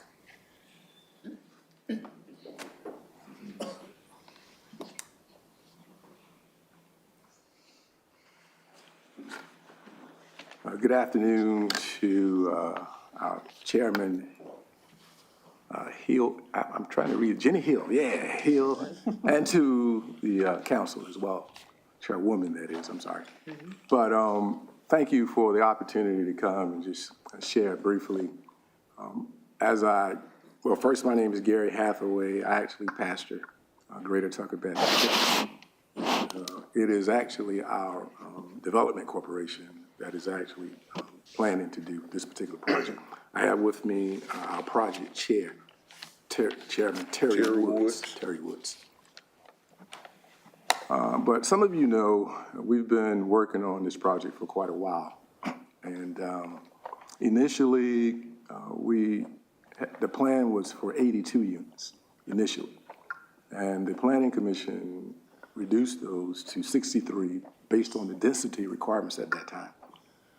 But it was approved, and we actually applied for state tax credits, LIHTC credits, and we were not successful in receiving those. Really happy that the city, we commend the city for actually improving the density rules so that we could actually offer more housing. Senior affordable housing, I want to make that very clear. Senior affordable housing for those who are 55 and above.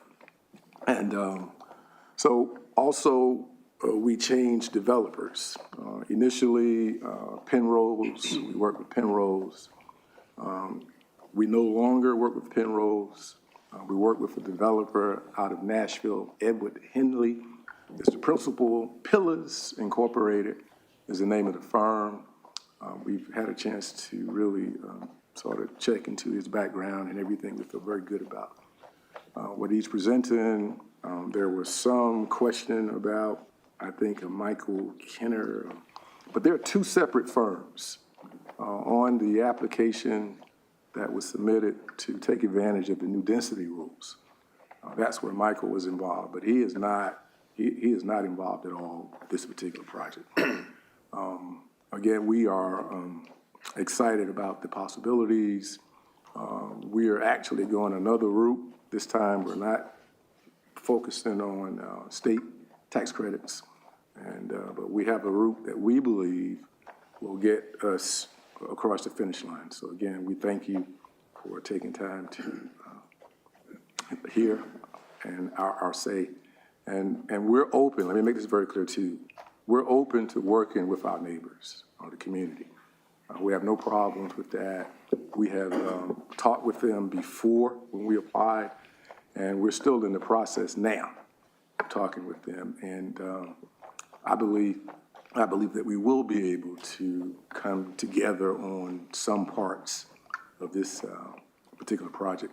But it's a wonderful project. It's good for the community. We really need economic development real bad in that part of the city, or this part of the city. I'm hoping and praying that this will spur on even greater economic activity. And same thing, we're excited about wraparound services. We've had a lot of people to reach out to us, say, hey, if you're able to make that happen, that we would love to partner with you. We'd love to come in and work with the seniors, all types of recreational activities, tech, you name it. Even the school, Brainerd, which is right across the street, has expressed an interest that we'd love to come in, get our kids to come in and work some volunteer, earn credits. So again, thank you very much. We're open, I guess, if you have questions or anything else you want to share. Okay, thank you very much. Council, do we have any questions? Let's see, we've got Councilwoman Dotley. Hey, Pastor Hathaway. Hello, how are you? Hey, Brother T. All right. Hey, my question is about, because, we've been here before, and I appreciate your phone call. My question is, since this has come up, had you had a community meeting to discuss it with those neighbors and things around that area? Okay, it's a great question. So the project really has not changed per se. The actual project itself, it's still a senior affordable housing. Now, we have just recently, had some conversations with, and they're here today, actually, with some people in the community. Now, basically what we got were, what they asked, they had a couple of questions, and we worked with our developer to answer those questions. And I imagine that still could be ongoing, some, but I want to make it very clear, we have no problems with our neighbors, and we're willing to work with our neighbors. I think we just sort of don't exactly agree 100%, because we think the need for affordable housing is so great in this community, not just this community, throughout the country. And we want to provide that for our members, as well as for the entire community. It's part of our mission, part of our vision as a church. So that's where we stand. Now, again, we understand that some people may have different views on that. Yes. And we do want to be as transparent as we can be. Recently, I finally got in touch with one of the community members that requested some information. It kind of fell in the crack, though. They did reach out to me about 3-4 weeks ago. I thought I returned the call, but apparently that fell through the crack. But nonetheless, when I finally got the information from my developer, I reached out to them, entertained their question, provided a response back. Now, like I said, I want to be transparent. I just got the information back to them yesterday. But so I don't know how much time they done had to digest this. But nonetheless, as the project manager, I am willing to work with them to entertain whatever question they have to try to resolve the issues, that they may have. So that's kind of where I am. Thank you. Okay. So, and just a follow-up, comment, if you don't mind. I think one of the biggest issues we saw with this particular case was the communication with the community, is that they were not well-informed about what's happening. And even now with the increase in, and I agree, we do need affordable housing, we need the density. I know y'all want a grocery store, and the only way to get a grocery store is to have some density. So I do understand that, but I think the issue comes up because this is Councilman Clark's district, but I know a lot of people that live out there, a lot of family that lives out there, and they reach out when these things happen. And the issue they have is the communication piece. There's no consistent communication to let them know, okay, well, we want to change this from 63 units to, how many units now? What did you want to increase to? 79. To 79 units. Yeah. And what does that look like, given your same site plan? So those things have not been communicated, I think, in a way that makes them feel comfortable. And you can't please everybody. I know. You can't please from whether it's church or here. But I think that is to me, the core issue is that there's no consistent communication. And so we keep running back into that here. Well, I was going to say, in all fairness, once we went down that path with THDA and we got rejected both times, the project been kind of dormant. We've been trying to seek a way forward. So it really hadn't been that much going on, the last several months. We just came up with a strategic plan, presented that plan 3 weeks ago to those people here working in the city with us. And like I'm saying, we just not getting the thing rekindled, so there has not been a need to really meet with people in the community here as of late. But like I said, I am open, to having an open dialogue with them as we move forward with the project. but it just hadn't been anything to communicate. Very little. And Well, I will say, before it gets here though, it was at planning commission like a month ago.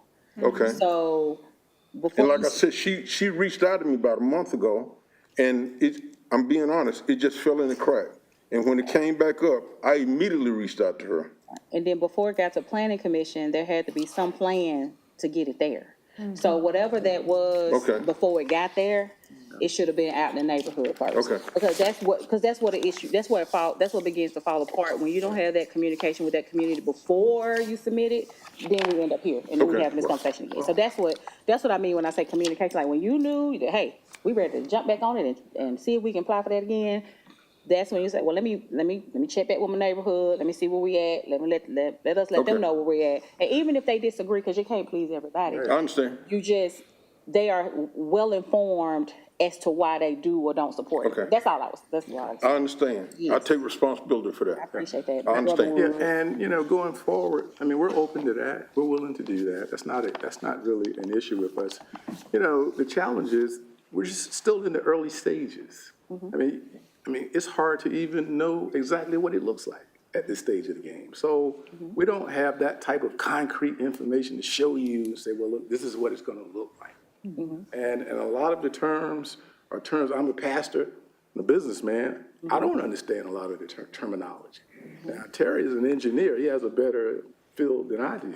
So that's another thing. I think as we move forward and get to the point where we have some concrete data that we can say, look, or we can put together something that you can take a look at, and then we're open to say, well, some of those things, let's talk about it. So I'm just saying, as the CDC and developing the project, we're open to that. We have not closed the doors on that at all. And I heard what you're saying. If that means going forward, we have to have greater communication, we don't have a problem with that.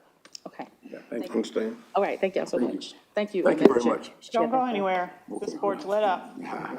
Councilman Elliott. Yeah, thank you, Madam Chair. Thank you, Pastor. Question, are you guys accepting Section 8 vouchers as part of this as well? Okay.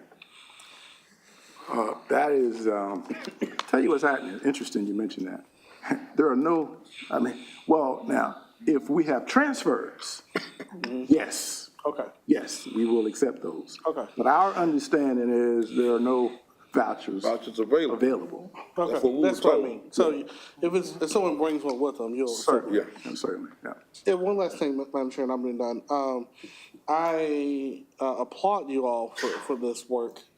I know Tucker's been a pillar in our community for years, and I think we look for more faith institutions and churches to do their part in trying to close this gap to provide affordable housing.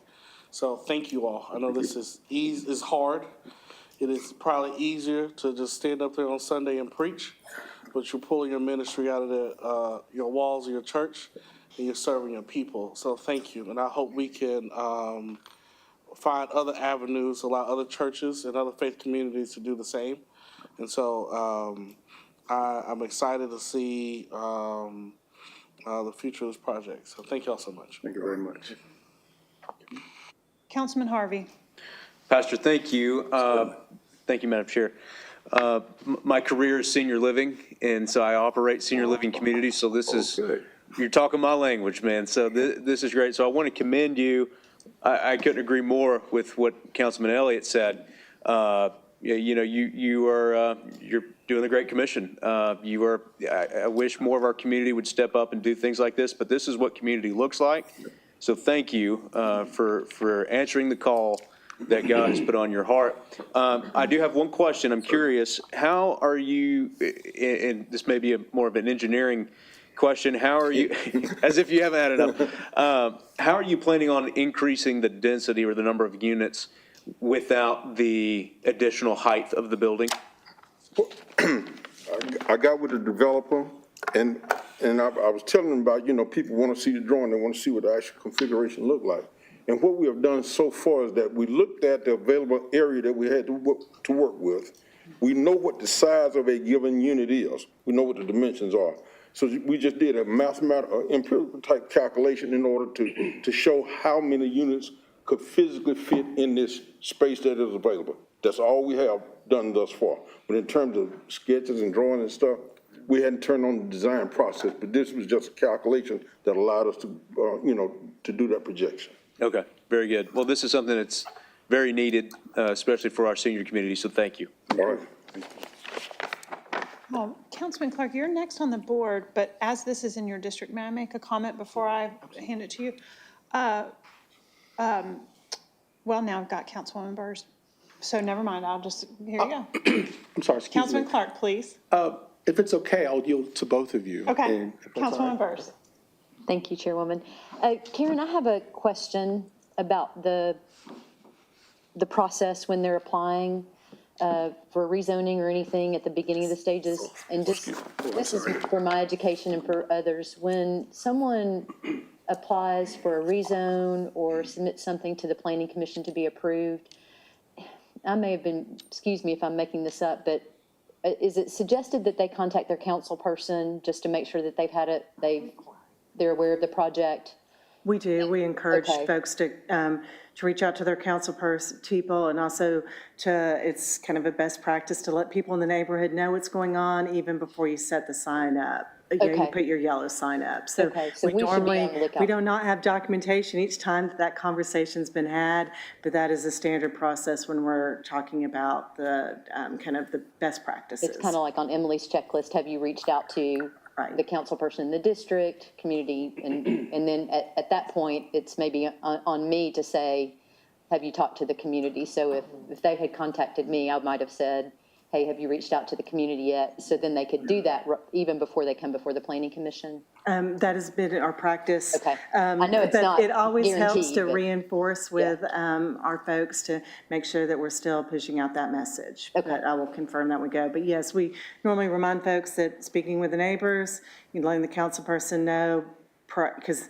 really before the sign goes up or we start to push out information, because usually there's about a week there before anything happens after we close that application. Okay, thank you, I appreciate that. Thank you, Chairwoman. Thank you. Thank you, Councilman. Pastor Hathaway and Jerry, thank you for what you're doing. I echo the sentiments of my colleagues that affordable housing and senior affordable housing is a critical need in our community, and I am grateful that you all continue to push this rock up a hill, because it is a gargantuan task. And the fact that your congregation has been able to regroup, not once, twice, but now a third time, is commendable. It speaks to your commitment to this effort. And what I know is we have at least two other congregations citywide. I think we've got one in District 7. We have one out in the county who are trying really hard to make this happen. But it is so difficult that it requires, getting that first one over the finish line is something that we should all, my intent is to be as helpful as possible to get that over the finish line. I'm thrilled that within the same package, the same envelope, you all would be able to find that additional density without changing the footprint. Because the only thing you're asking for us is to be able to change the configuration within your building today. So the things that have been discussed with the community as to the size of the building, different concerns that will absolutely need to continue to be talked through. Those things aren't changing. The one thing that's changing is how many are in it, and potentially, a handful of other vehicles. But we also know with seniors, we're going to have many fewer vehicular trips. Also, being able, for this council, my thought to you would be, being able to have additional units helps an affordable mixed income housing development pencil out. The economies of this are so squeaky that if you do this perfectly well, this organization with a great manager will be lucky to make $100 or $200 a year per unit. So every penny really matters. And not only that, but every unit is a person. And so for that, I am in full support of this condition change. And I do think it's interesting that density-wise, you all could have more than double the number that currently you're approved for. So we're not even really pushing the boundaries of the space. We're not overpacking it, so to speak. So thank you, Councilman, for letting me say that, and I will hand it absolutely. over to you, sir. And we do still have opposition to come. That's right, and I'll be very brief. And again, I want to thank you for your comments, Chairwoman Hill, and everyone that's commented on this. I do have a question for Pastor Hathaway and for Mr. Woods. As the site plan comes available, because I'm interested in the design. Okay. I think what you're doing in fitting just 16 extra units, it's not, as Chairwoman Hill has mentioned, is not a huge, difference in what you requested previously from 82 units to 63 units back up to 79, and you're simply just taking advantage of the law that was passed that allow you to put more in that area. So can you give us an idea of your timeline, and are you willing to at least share some of your site plans, or maybe being open to allowing the community to come in and look at how this will be designed? Bottom line, we put together a tentative schedule. And we got a whole lot of assumptions built into the schedule, i.e., let's say if we had received funding like a month ago, we laid out a plan whereby going from the design phase, procurement phase, and construction phase, we had a projection that we would have the first tenants moved in, and I think it was September of 2027.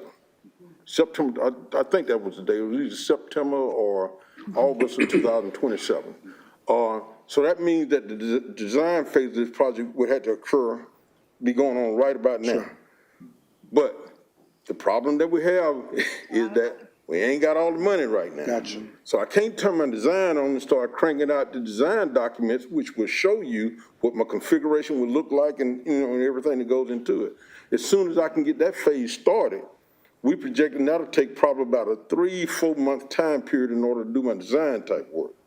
After that, after we get that work completed, it's available for anybody to review at that point. But you'd be open to allowing some community input even in your design? Okay. And that's all. That's not a problem. I want to just, I want to commend your church and this corporation for the work you're doing in supporting senior housing in my district. I also want to mention that, usually where there is opposition, which usually tends to be the loudest, maybe a couple people, there's also people who support you. Oh, yeah. And when I was elected, of course, this was a hot topic. And, when these conditions came up, I assured the community, one, we're not going to approve to make those buildings taller. That's correct. And that 16 units, as they've said from RPA, is reasonable, meaning it's within your private property, it's within your footprint that's already there, and you're not going to build higher. So there's not a lot to be alarmed about. And I just want to say that I get calls that support you. Yeah. And as the representative for this area, there's more that support you than the few that are maybe the loudest, who may not understand why this is important and why asking for 16 additional units does not interfere with the recommendations from the regional planning agency. So I will support this, and I look forward to the comments from opposition in knowing what they know now. Because the other concern is that the people who live directly behind the church, I hope that you all will consider in the design, the landscape buffering, so, the other conditions that don't allow flooding and et cetera, et cetera. Yeah. So I want you to make that commitment to the community and continue to have one-on-one conversations, which I know that you have done. So with that, Madam Chair, I'll yield to comments to opposition. Okay, thank you very much. Thank you very much. We will now put 9 minutes on the clock for opposition to speak. Anyone who is here to speak in opposition, please line up at the podium. And know that you're all welcome. You just have 9 minutes in total. And please state your name and district for the record. Thank you. Okay, good afternoon. My name is R.C. Reeves. I live in District 5. That's the Whitmore area, 1314 Learning Lane. Some of you all may remember, but I kind of want to go back and make sure you all kind of understand some of the background for this particular project. At the time that it was presented to us, there was a lot of conversation, healthy conversation. But the issue then and the issue now is the lack of communication with the church. And I do appreciate Mr. Woods for finally kind of speaking exactly what happened in this instance. I've reached out to the church. I actually reached out to Mr. Kenner because there were a lot of apprehension around some other developments that he had in the city, so I wanted to speak to him one-on-one. I spoke to him 3 times, even had lunch with him to kind of get an understanding of what it is we were dealing with. During that time, I still did not hear anything from the church.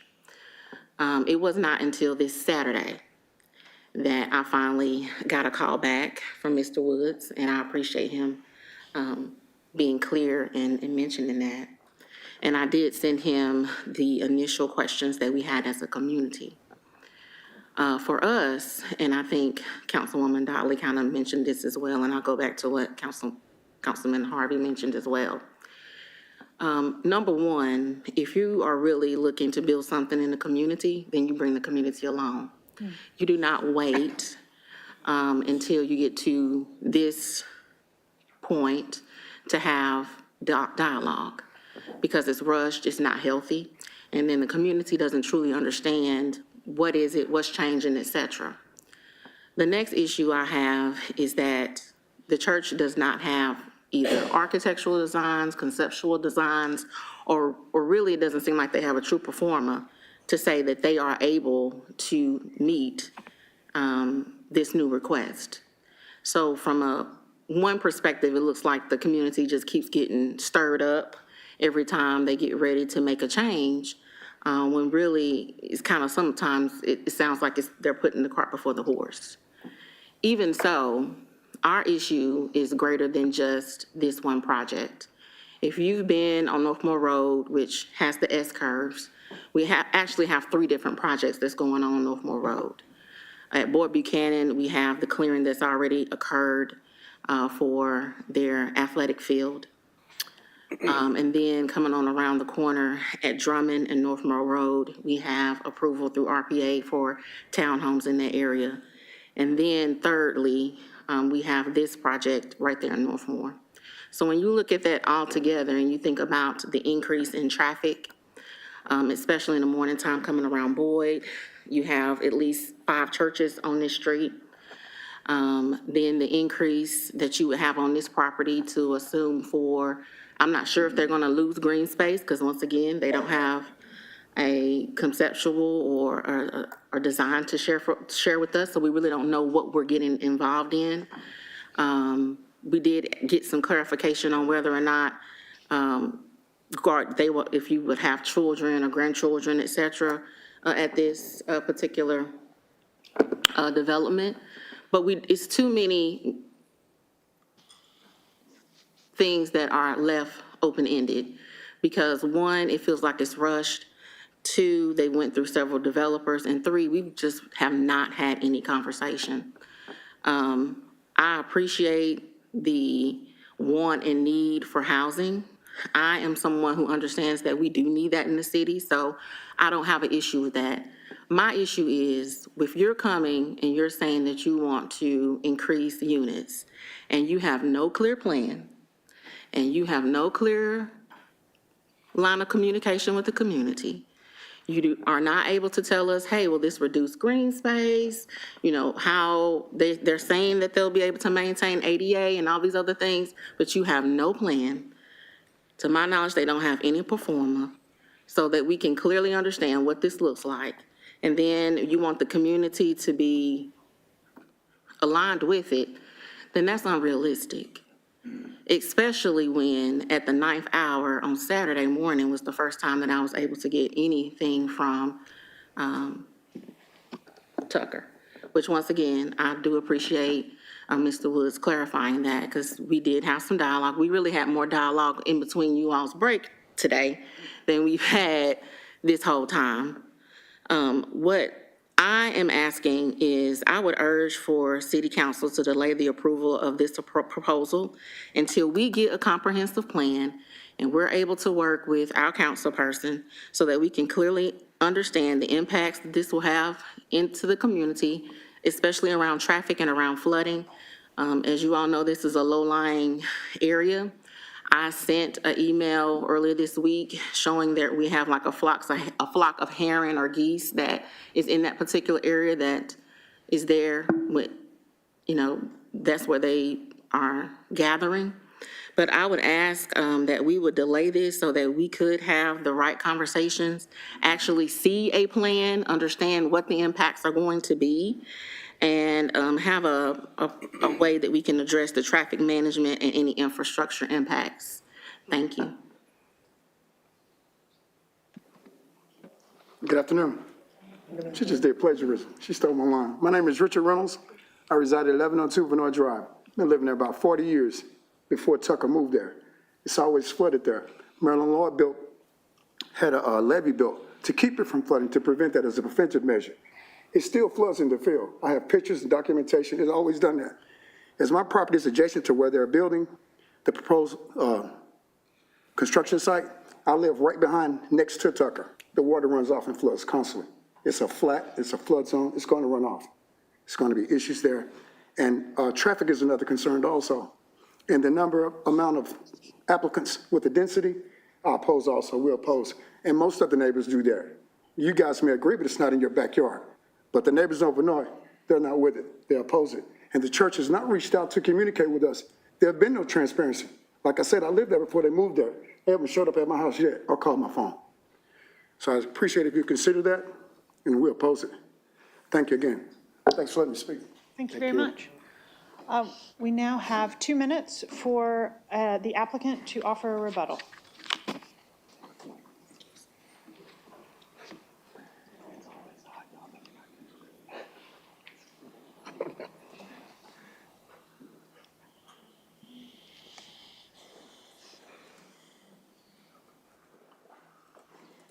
Okay, thank you very much. Again, as I mentioned earlier, it's kind of, hard to present everything possibly that they want to see because we're nowhere near the stages as to seeing some of those hard things that they actually want to see. Again, we are willing to do that. But now let me say this, probably about 3 years ago, and I know it's been some time ago, but when we started on this road, we had community meetings at our church, and we had a lot of people from the community come in, and they voiced very strongly their opposition. And, what we sensed was they just didn't want it to happen. And, they just oppose affordable housing coming into their neighborhood. Simple as that.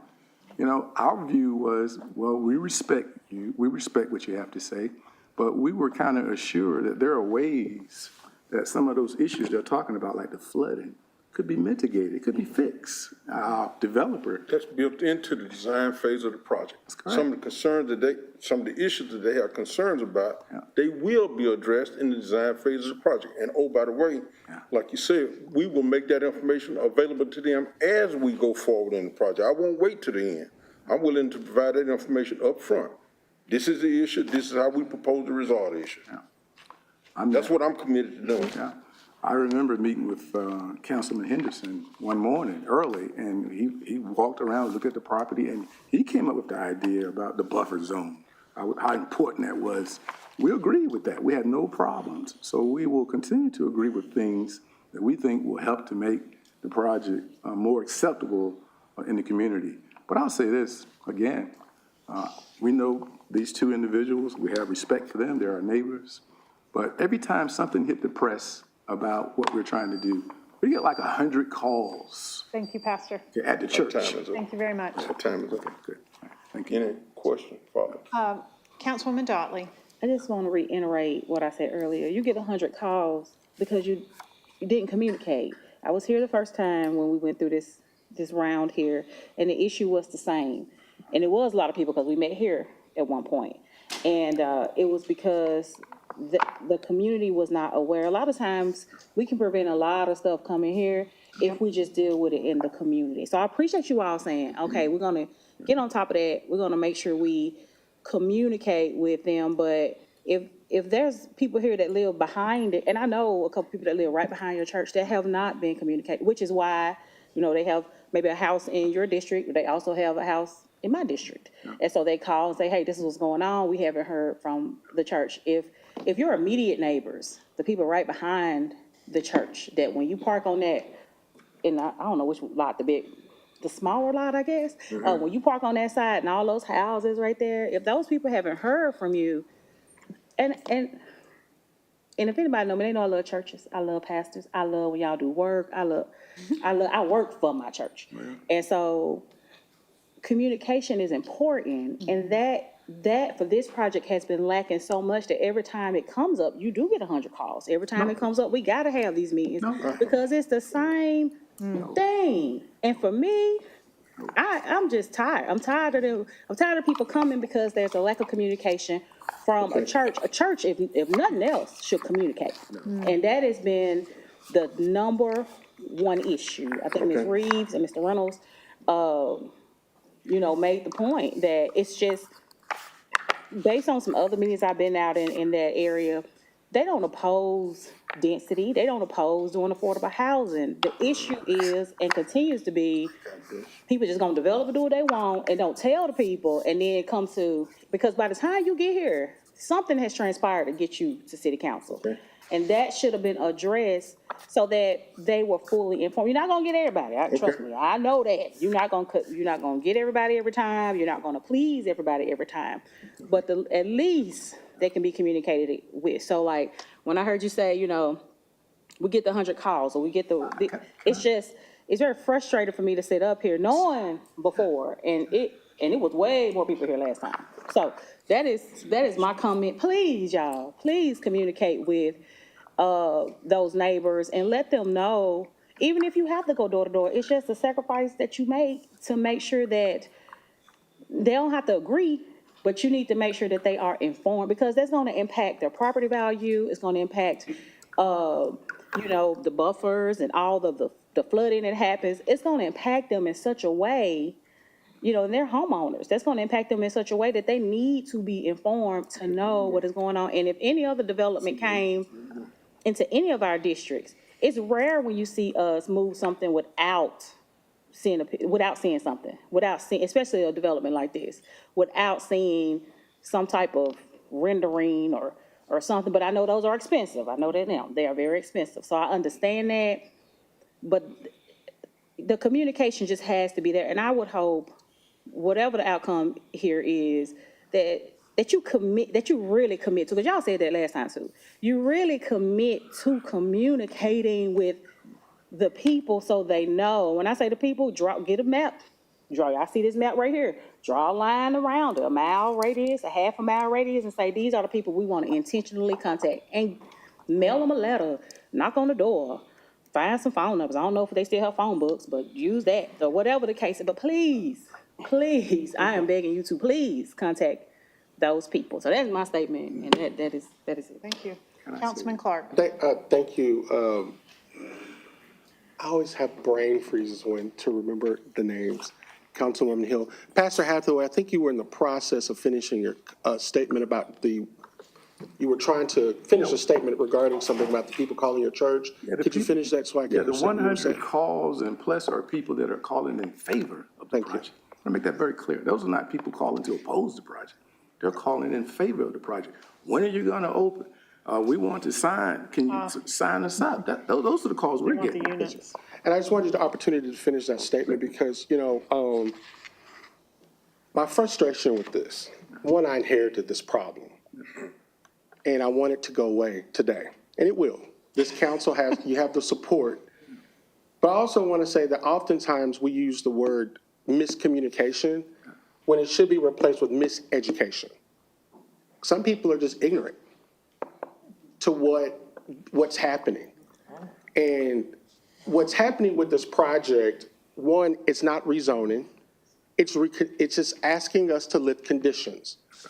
Okay, because I want this to go away today. I have other priorities in my district, and no offense to anybody else, but the miseducation about what this is, what it's impacting, is not community-wide in my district. So when you say we're not communicating, I communicate. I have to, because I'm the elected official for this district. So I'm already calling, trying to make sure where I should be on for this. So sometimes we misconstrue miscommunication because it's coming from one or two people, maybe three or four. I actually have a church member who lives on Vanoy. They're okay with this project, and it's okay that y'all aren't okay with the project. But please, when we use the word community, sometimes you're thinking they're talking about 100 people, and they're not. So let's be clear, there's sometimes miscommunication, it's miseducation, and you have one or two people who think they speak for the community, and they don't. Because like you said, there's 100 people that are for this. I get 100 calls that are concerned, just like our neighbor here on Vanoy, the flooding. Mitigate this, please, okay? Educate about how the conditions will not flood their property. So let's put this to bed. Thank you for your time. Okay. Madam Chair, I'd like to make a motion to approve this. If anybody has any communications about something in my district and need to be educated about what this is, call me first. Because I haven't received those questions you mentioned. And I would love to see and talk to those people. Please line them up. Call me. Let's have a meeting with all the people with opposition. Let's educate, move past. I don't want to hear about this again. Motion to approve this. And All right, we there have go. a All right. motion on the floor with a proper second, council. Do we have any further comments or questions? All in favor? Aye. Opposed? We have one opposed. Motion passes. Thank you very much. All right. Item D. An ordinance to amend Chattanooga City Code Part 2, Chapter 38 zoning ordinance so as to rezoning property located at 7404 Tyner Road from RN2 Residential Neighborhood Zone to CC Commercial Corridor Zone, subject to certain conditions. Thank you. This is case number 2025-0075. Is the applicant present? Do we have any opposition present? All right. Council, we have a motion to approve with the proper second. All in favor? Aye. Opposed? Motion passes. Thank you. Item E, please. An ordinance to amend Chattanooga City Code Part 2, Chapter 38 zoning ordinance so as to rezoning property located at 6525 Hunt Drive from RN16 Residential Neighborhood Zone to RN3 Residential Neighborhood Zone, subject to certain conditions. This is case number 2025-0080. Is the applicant present? Do we have any opposition present? Council, we have a motion on the floor to approve with the proper second. Do I have any questions or comments? All in favor? Aye. Opposed? Motion passes. Okay, moving into resolutions. We will take items A and B as a package, please, Madam Clerk. Item A, a resolution authorizing a non-contracted vendor, Keys Carpet, to provide beautification to 3 Avondale Head Start classroom floors, to continue replacing the flooring for Avondale Head Start for the conversion from Head Start to early learning rooms for the new school year. It must meet certain safety specifications for children for an amount not to exceed $90,000. Item B, a resolution authorizing a donation of an iPad with the value of $299 from Walmart to be purchased by Scenic City Angel for the Office of Early Learning Reading Challenge at the Suwabana Book Bus ribbon cutting to encourage continued reading habits among children and support ongoing learning and access to digital reading resources with a raffle and reading contest to be held on June 12, 2025, intended exclusively for a child between the ages of 6 and 15. Move to approve. Council, we have a motion on the floor to approve with the proper second. Do you have any questions or comments? All in favor? Aye. Opposed? Motion passes. Thank you. Item C. A resolution authorizing the Department of Economic Development to apply for and, if awarded, accept a grant from the Tennessee Youth Employment Program to employ eligible youth in the city's Public Works Summer Youth Work Program in the amount of $75,000. Motion to approve. Thank you. Council, we have a motion to approve with a proper second. Any questions or comments? All in favor? Opposed? Motion passes. Thank you, Councilman Davis. Okay, council, we are now in the mayor's office. I will remind you that we did have a request from the administration to defer items D, E, F, G, H, and I for 1 month. Would the council consider making such a motion? January? It's been a long meeting day, y'all. Let's do July. Okay, so your motion is to defer those items until July the 8th. Now, is that in 2026 or 2025? 2025? Pick a year, we'll do 2025. So 1 month is what we would say.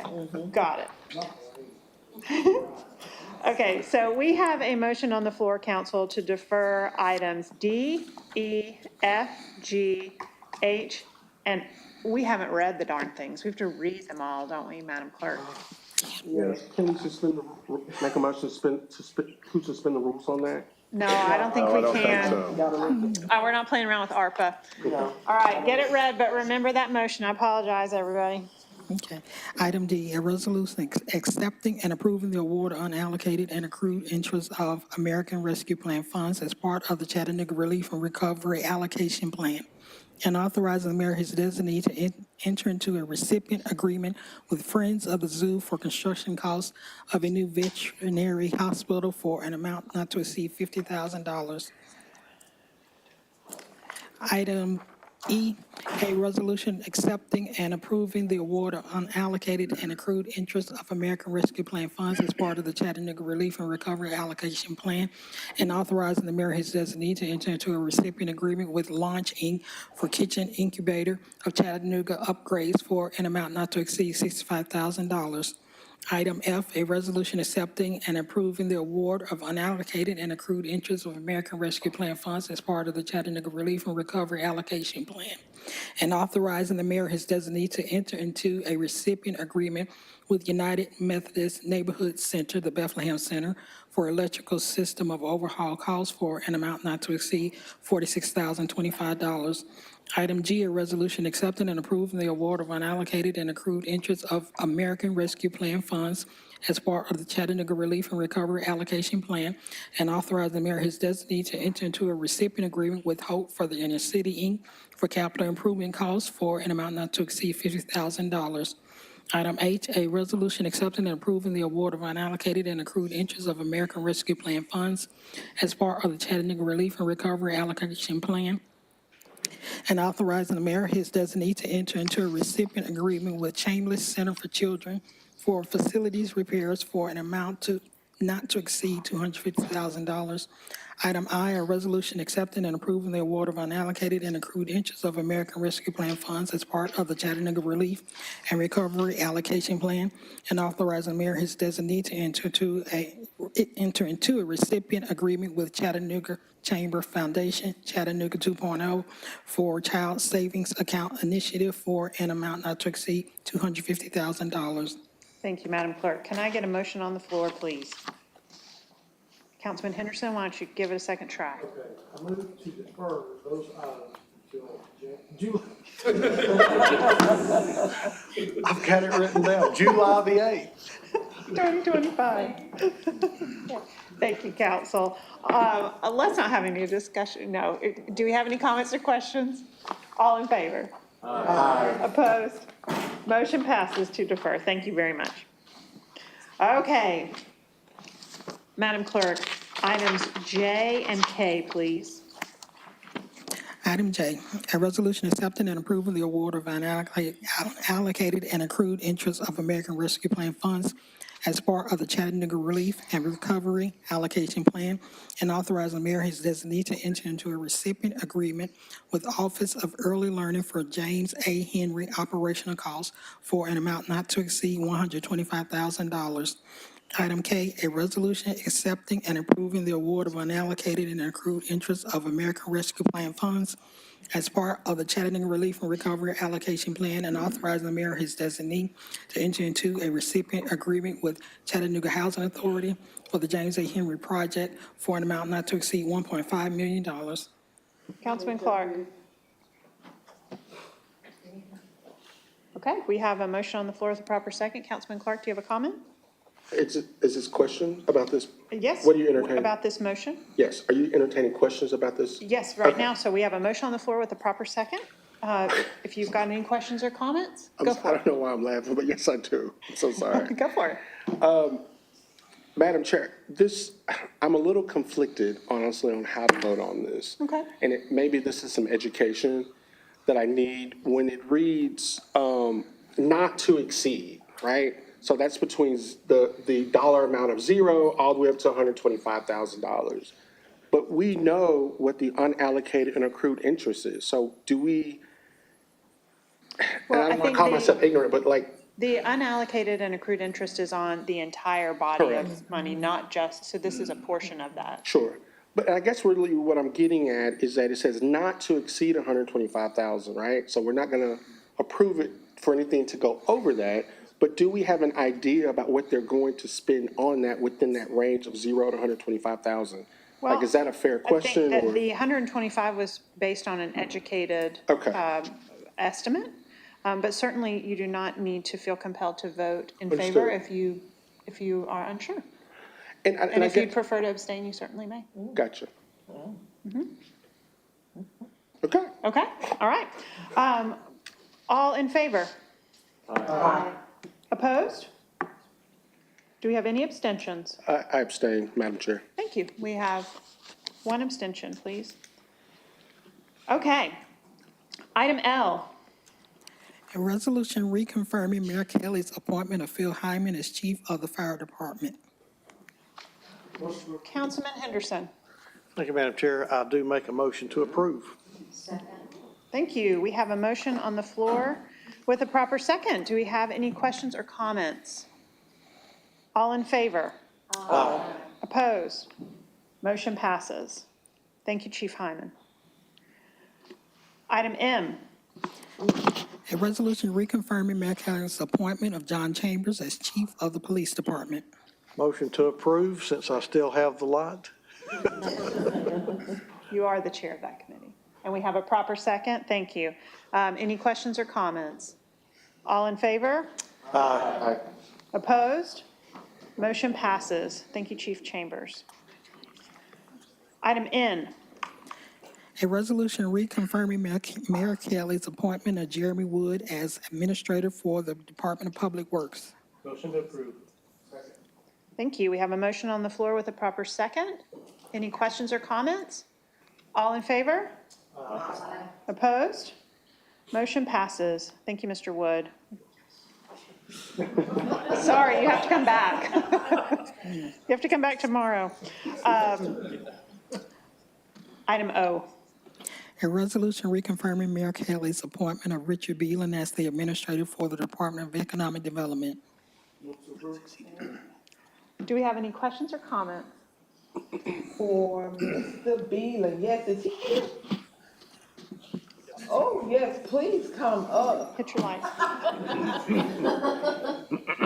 Oh.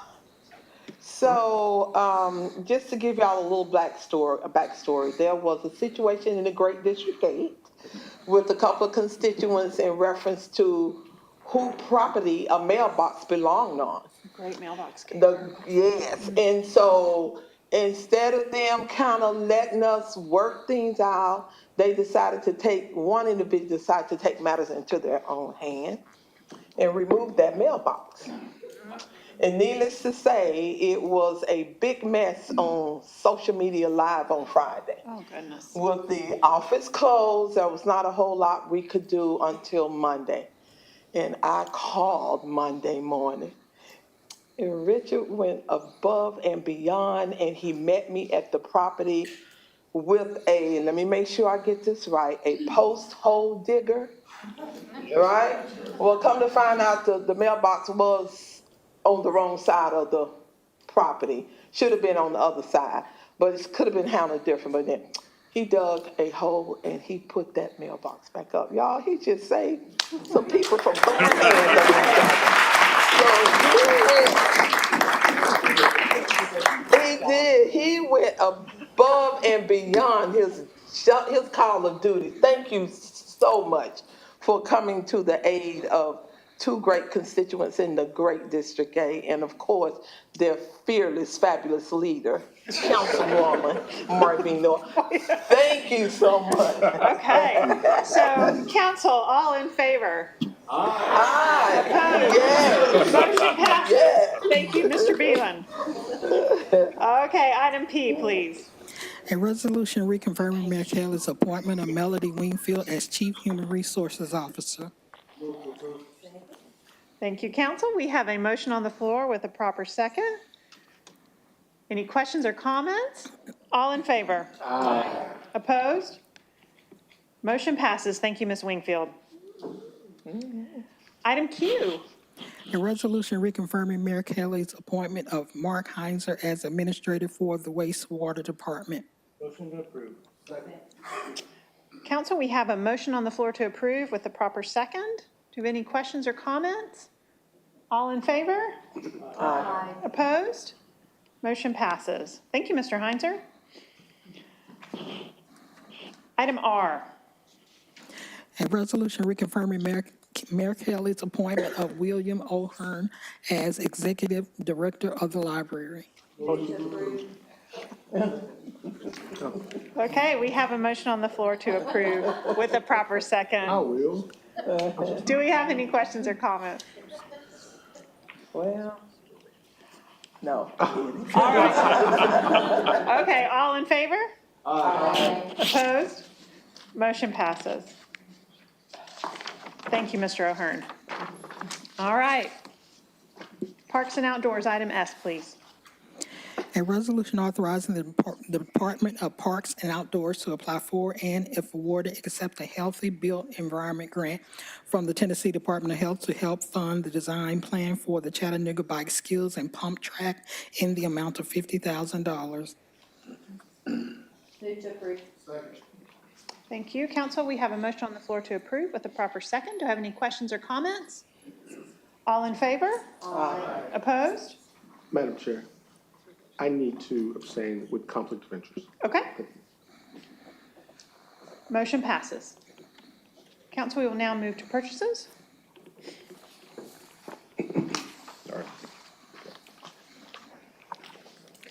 Okay, council, I have 5 purchases recommended for approval this evening. The first one is for fire. Fire is requesting a $644.40 increase to cover shipping costs.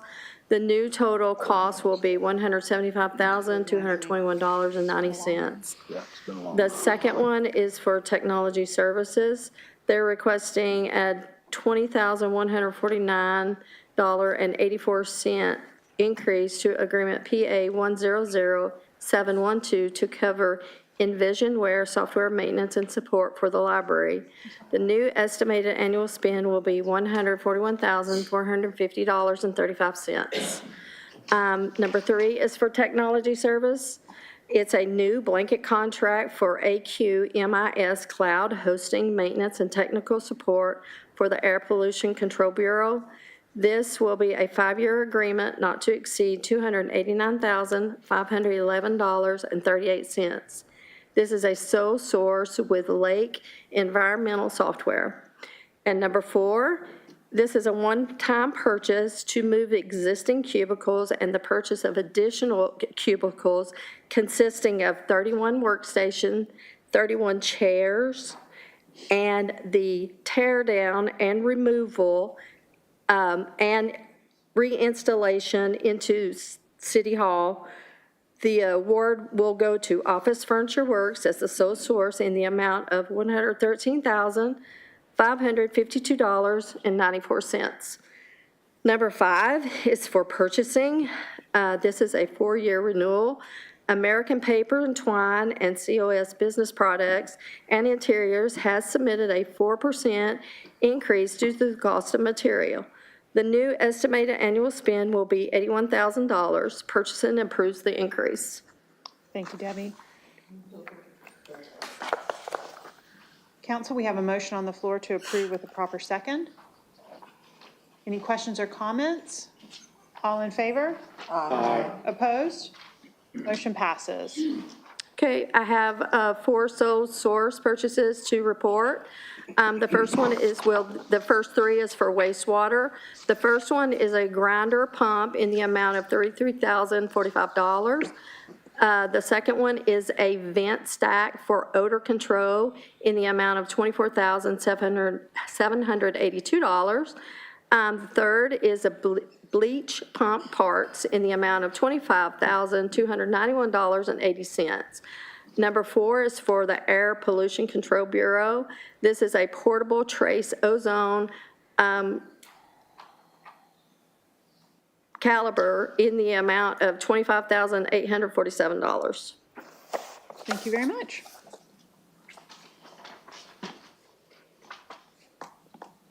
All right. Council, we're now going to run through our committee reports. Councilman Elliott. No report, but one statement. I want to take a moment to send an apology to Kevin. I threw out a joke earlier that did not land well, and I want to apologize for Matthias, because I didn't do it for Matthias. I don't want it to linger as if I was questioning your character, like me. So, hope you can forgive me. It's no real intention.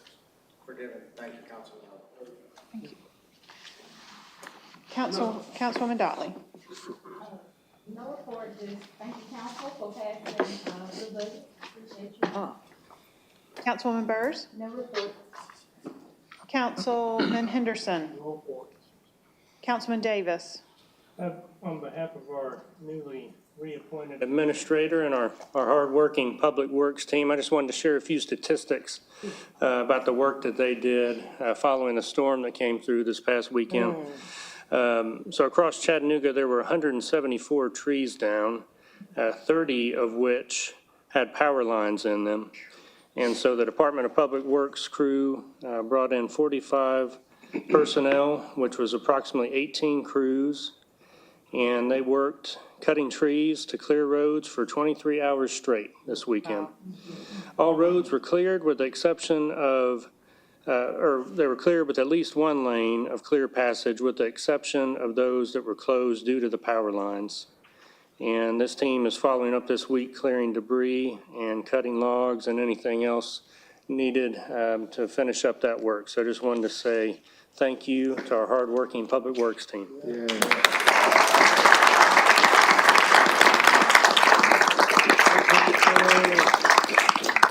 Thank you for sharing that. Councilman Harvey. No report. Councilman Clark. No report other than to thank the community development team and Tony for presenting and for answering our questions and for their time today. Thank you very much. All right, we do have an announcement. Vice Chairwoman, no. You don't want to miss this one because this is you. Single stair next Tuesday. Legislative. All right, thank you very much. Get your popcorn. It's going to be a great one. Mr. Attorney. I would like to announce that we have reached a settlement with the plaintiffs who have filed this matter involving a lady named Lakita Nikki Smith. It involved a public works truck who turned a little bit too quick in the intersection and caused a problem in that case, but it has now been resolved at this point for the amount of $175,000. Thank you very much. Okay, we now reach the point in our meeting where we are happy to recognize persons who wish to address the council. If you are here and you would like to address the council, please line up at the podium. Mr. Attorney, please read our rules. I will. At the end of each council business meeting, the chair will recognize members of the public who wish to address the council, and here's your rules. Each speaker wishing to address the council can only be recognized up front by the microphone for that purpose. Can't have more than 3 minutes to speak, and you can address the council only upon matters within their legislative and quasi-judicial authority and not on matters which are not under their authority or regulated by other governmental bodies or agencies. Do not engage in any vulgar or obscene language, nor use the floor to personally attack or personally denigrate others, and address your comments to the council as a whole and not towards individual council members. And lastly, do not engage in disorderly conduct or disrupting a public meeting, which is prohibited by Tennessee law. And someone commits that offense if a person substantially obstructs or interferes with the meeting by physical action or verbal utterance with the intent to prevent or disrupt a lawful meeting or gathering. Having stated those rules, go ahead, Mr. Bell. Thank you, Mr. Attorney. Good afternoon, Council. With WBEL News, I'm Monty Bell. It's about UTC. It's about Judge J.B. Bennett. It is about the open records request. UTC, please, No, and see, you Sergeant West, but there was a West that trespassed me up here. But I don't know if it's you. Probably me, sir. I've been here a long time. Oh, well, and I inquired about you, too. I was wanting to see if you were the same guy that stole my documents at the city council, but it's not you. Because all of the guys, I'm Monty Bell. Oh, Mr. Bell, yes. So I remember, yes, you trespassed me, didn't you? Sir. See, I was just looking at the name on there. And then shortly after you did that, they charged me with stealing a $4,000 bike that was mine. I'm riding down the street, they trespassed me. So we're going to get all this together because you trespassed me at a time that a lady stole my legal documents. And that's why I'm here today. Okay. We put in an open records request. There's no such evidence. Now, Sergeant West, yes, sir. Of Christina McClure calling you or anybody else saying that I was harming her in any kind. None of that. So we're here to try to get my money for all of this fraud that's been committed on me. All the way back when I was asked to be a student here at UTC, and I declined. Strike one. She stole my documents. I'll get this forward up for you. And we're going to go over to the Family Justice Center and say, well, look, you all sent me to get the date of birth and the place of residency of J.B. Bennett and Reuben Taylor and all these folks, and we got them even at the council and at the Reuben Taylor's office. I'm not giving you that information, but why do you have it in a form for victims to go get it? Don't make sense. You might be at that ceremony when they named the Justice Center after Carol Burgers. Strike two. 211 billion, 34 million, Tony. UTC does not, like the Office of the County Attorney, have an open records department. I don't know who this Betsy lady is, but get with this Yusef Hamadi, get with this J.B. Bennett, get with Philip A. Noblet, get with Reuben M. Taylor, get with Larry Henry, Sharon Daniels, and W. Gerald Tidwell Jr. Get with all of them, Tony, the police department, law enforcement that J.B. Bennett sent all this mess out on money bill. And get rid of all of them, Tony. I want them all gone the same day as Reuben Taylor. Whatever day that is. In fact, let's go on and fire Reuben Taylor the day before his retirement. 211 billion, 34 million for your fraud. I want my money immediately. Thank you, Mr. Bell. Hello, I'm Blake Wright. I live at 3013 West Side Drive.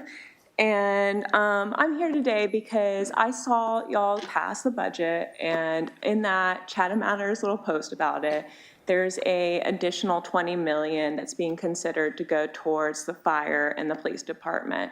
Now, I want to be clear at the top, I love the police department. If it was up to me, and it's not, I would switch the police department's budget with the fire department because the fire department is on top of everything. I see them, they've saved my street, and for example, from 2 fires just this year. The police department is just concerning to me. As you mentioned earlier, you know, we are living in a state where things are getting cut. And we're looking around right now at the world, at LA, and seeing police making decisions on what the laws are they're going to enforce.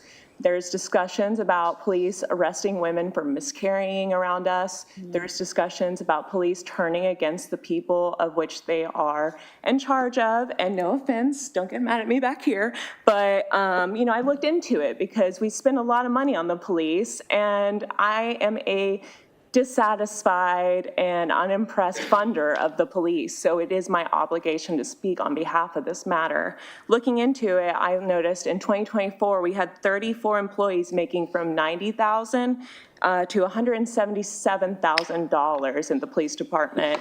And I also noticed that, the top chief, as we all know, is now under 17 different criminal indictments. She was getting paid more than 76% of the average role for that position in Tennessee. And, it's 218 times higher than the average Chattanooga salary. So, there's a lot of bloat over there at the top. We are looking at Doge. Obviously, that's not how we should do things, but, looking at the police department, perhaps where we can find the savings for the people who work in the lower ranks and do deserve a higher salary is Doging the police department. There's a lot of bloat at the top, and, looking into it, 48% of the police department right now is uniformed officers. This is something my neighborhood complains often. They want more officers, and they don't have the capacity to send them along Missionary Ridge, and that's where the people want them, and they're not coming. And when you have 48% at the lower rank and the majority at the higher rank, that concerns me, and that shows a bad allocation of funds. And I hope that you take that into consideration as you look at this budget going forward and wonder, is this really what we need to be investing in? More guns, more of this, when it doesn't deliver an increase in safety. Thank you so much. I appreciate your time. Thank you.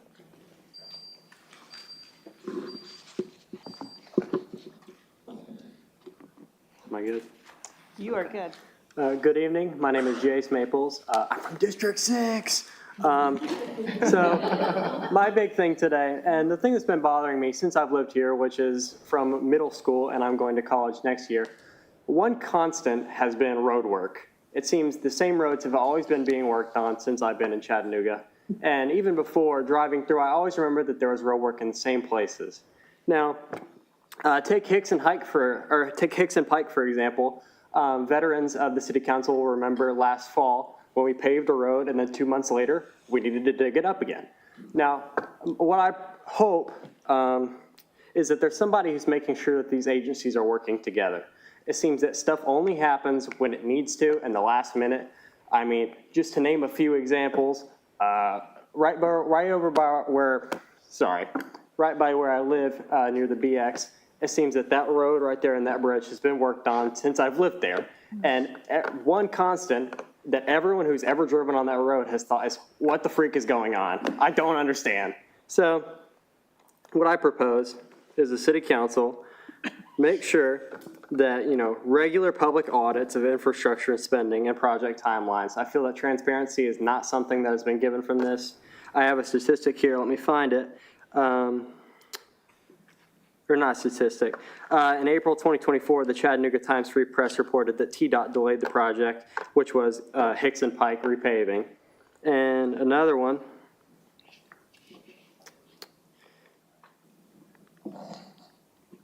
A 2023 Smart Growth America audit gave us a below average walkability score. And I feel personally that that's unacceptable for a city that talks about equity and for a city that talks about sustainability. Chattanooga is one of the prettiest places that I've ever been, and it's one of the most beautiful cities that I've ever been to, and I'd love to be able to walk around and see it. But over by the YMCA, it's terrible. I've almost got hit walking there one time. It's one of the scariest places I've ever walked, and I feel like we have no sidewalks. If you walk from UTC over to Highland Park, there's just places where the sidewalk is just blocked off, and it's like, okay, well, I'm supposed to be able to walk from these two places, and I can't because it's constantly blocked off. And sorry, guy, I'm really nervous, but, I'm not trying to rant. I just wish that there was more transparency for the road work, And, you know, I've put together whole pages on this and I've done research into it, and it really just feels like at the end of the day, there's so much road work, and for how much road work there is, it feels completely disproportionate for how much we know about the road work. And I think that's something that every single person who's ever driven on a road in Chattanooga feels. Thank you all. Thank you.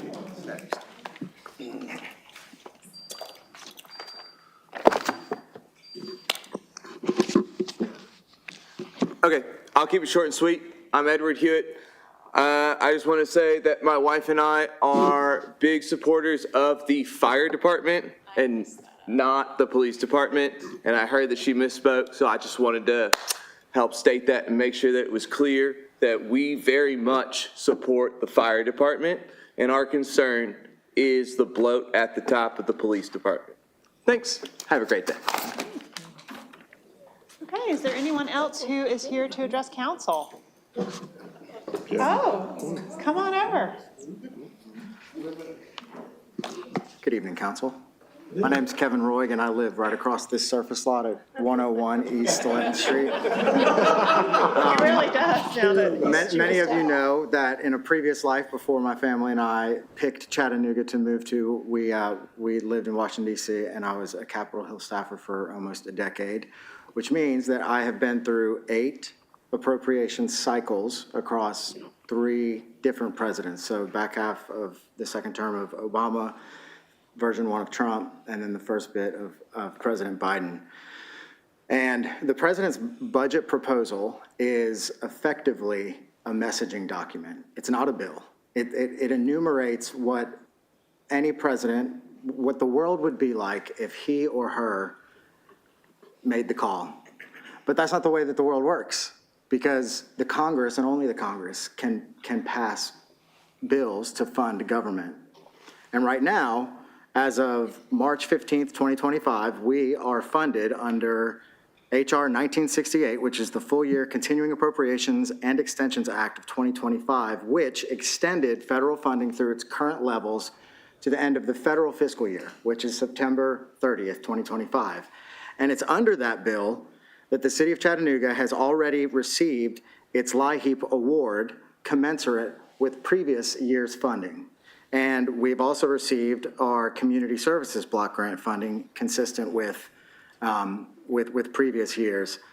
And the thing about the way that the process works up there is that anytime you want to go in and make radical changes to a program that people rely on, it's like stepping into a hornet's nest.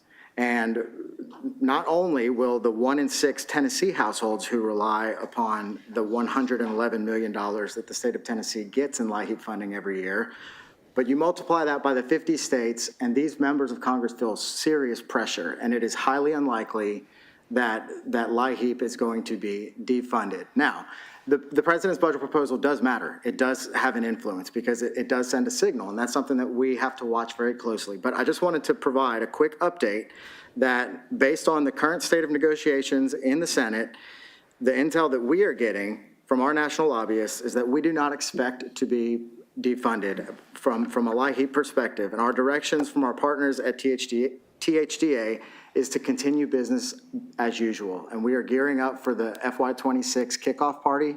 We know that we have 10 employees who are funded through LIHEAP. All of them were hired with eyes wide open to the fact that their positions were grant funded and contingent upon continuing funding. That said, our team has been doing scenario planning around various outcomes with our federal partners, agency partners, our state partners, and we will be prepared with a plan should things change. But I just wanted to give that update. Thank you, Kevin. These administrators work really hard, you guys. They all do. Thank you all for the work that you do. We appreciate you. I know we ask hard questions. It's part of our job. But I speak for myself when I say that I respect you tremendously. And I see the work that you do. So thank you. All right, we are adjourned. Move to adjourn. See, don't be nervous because we mess up all the time.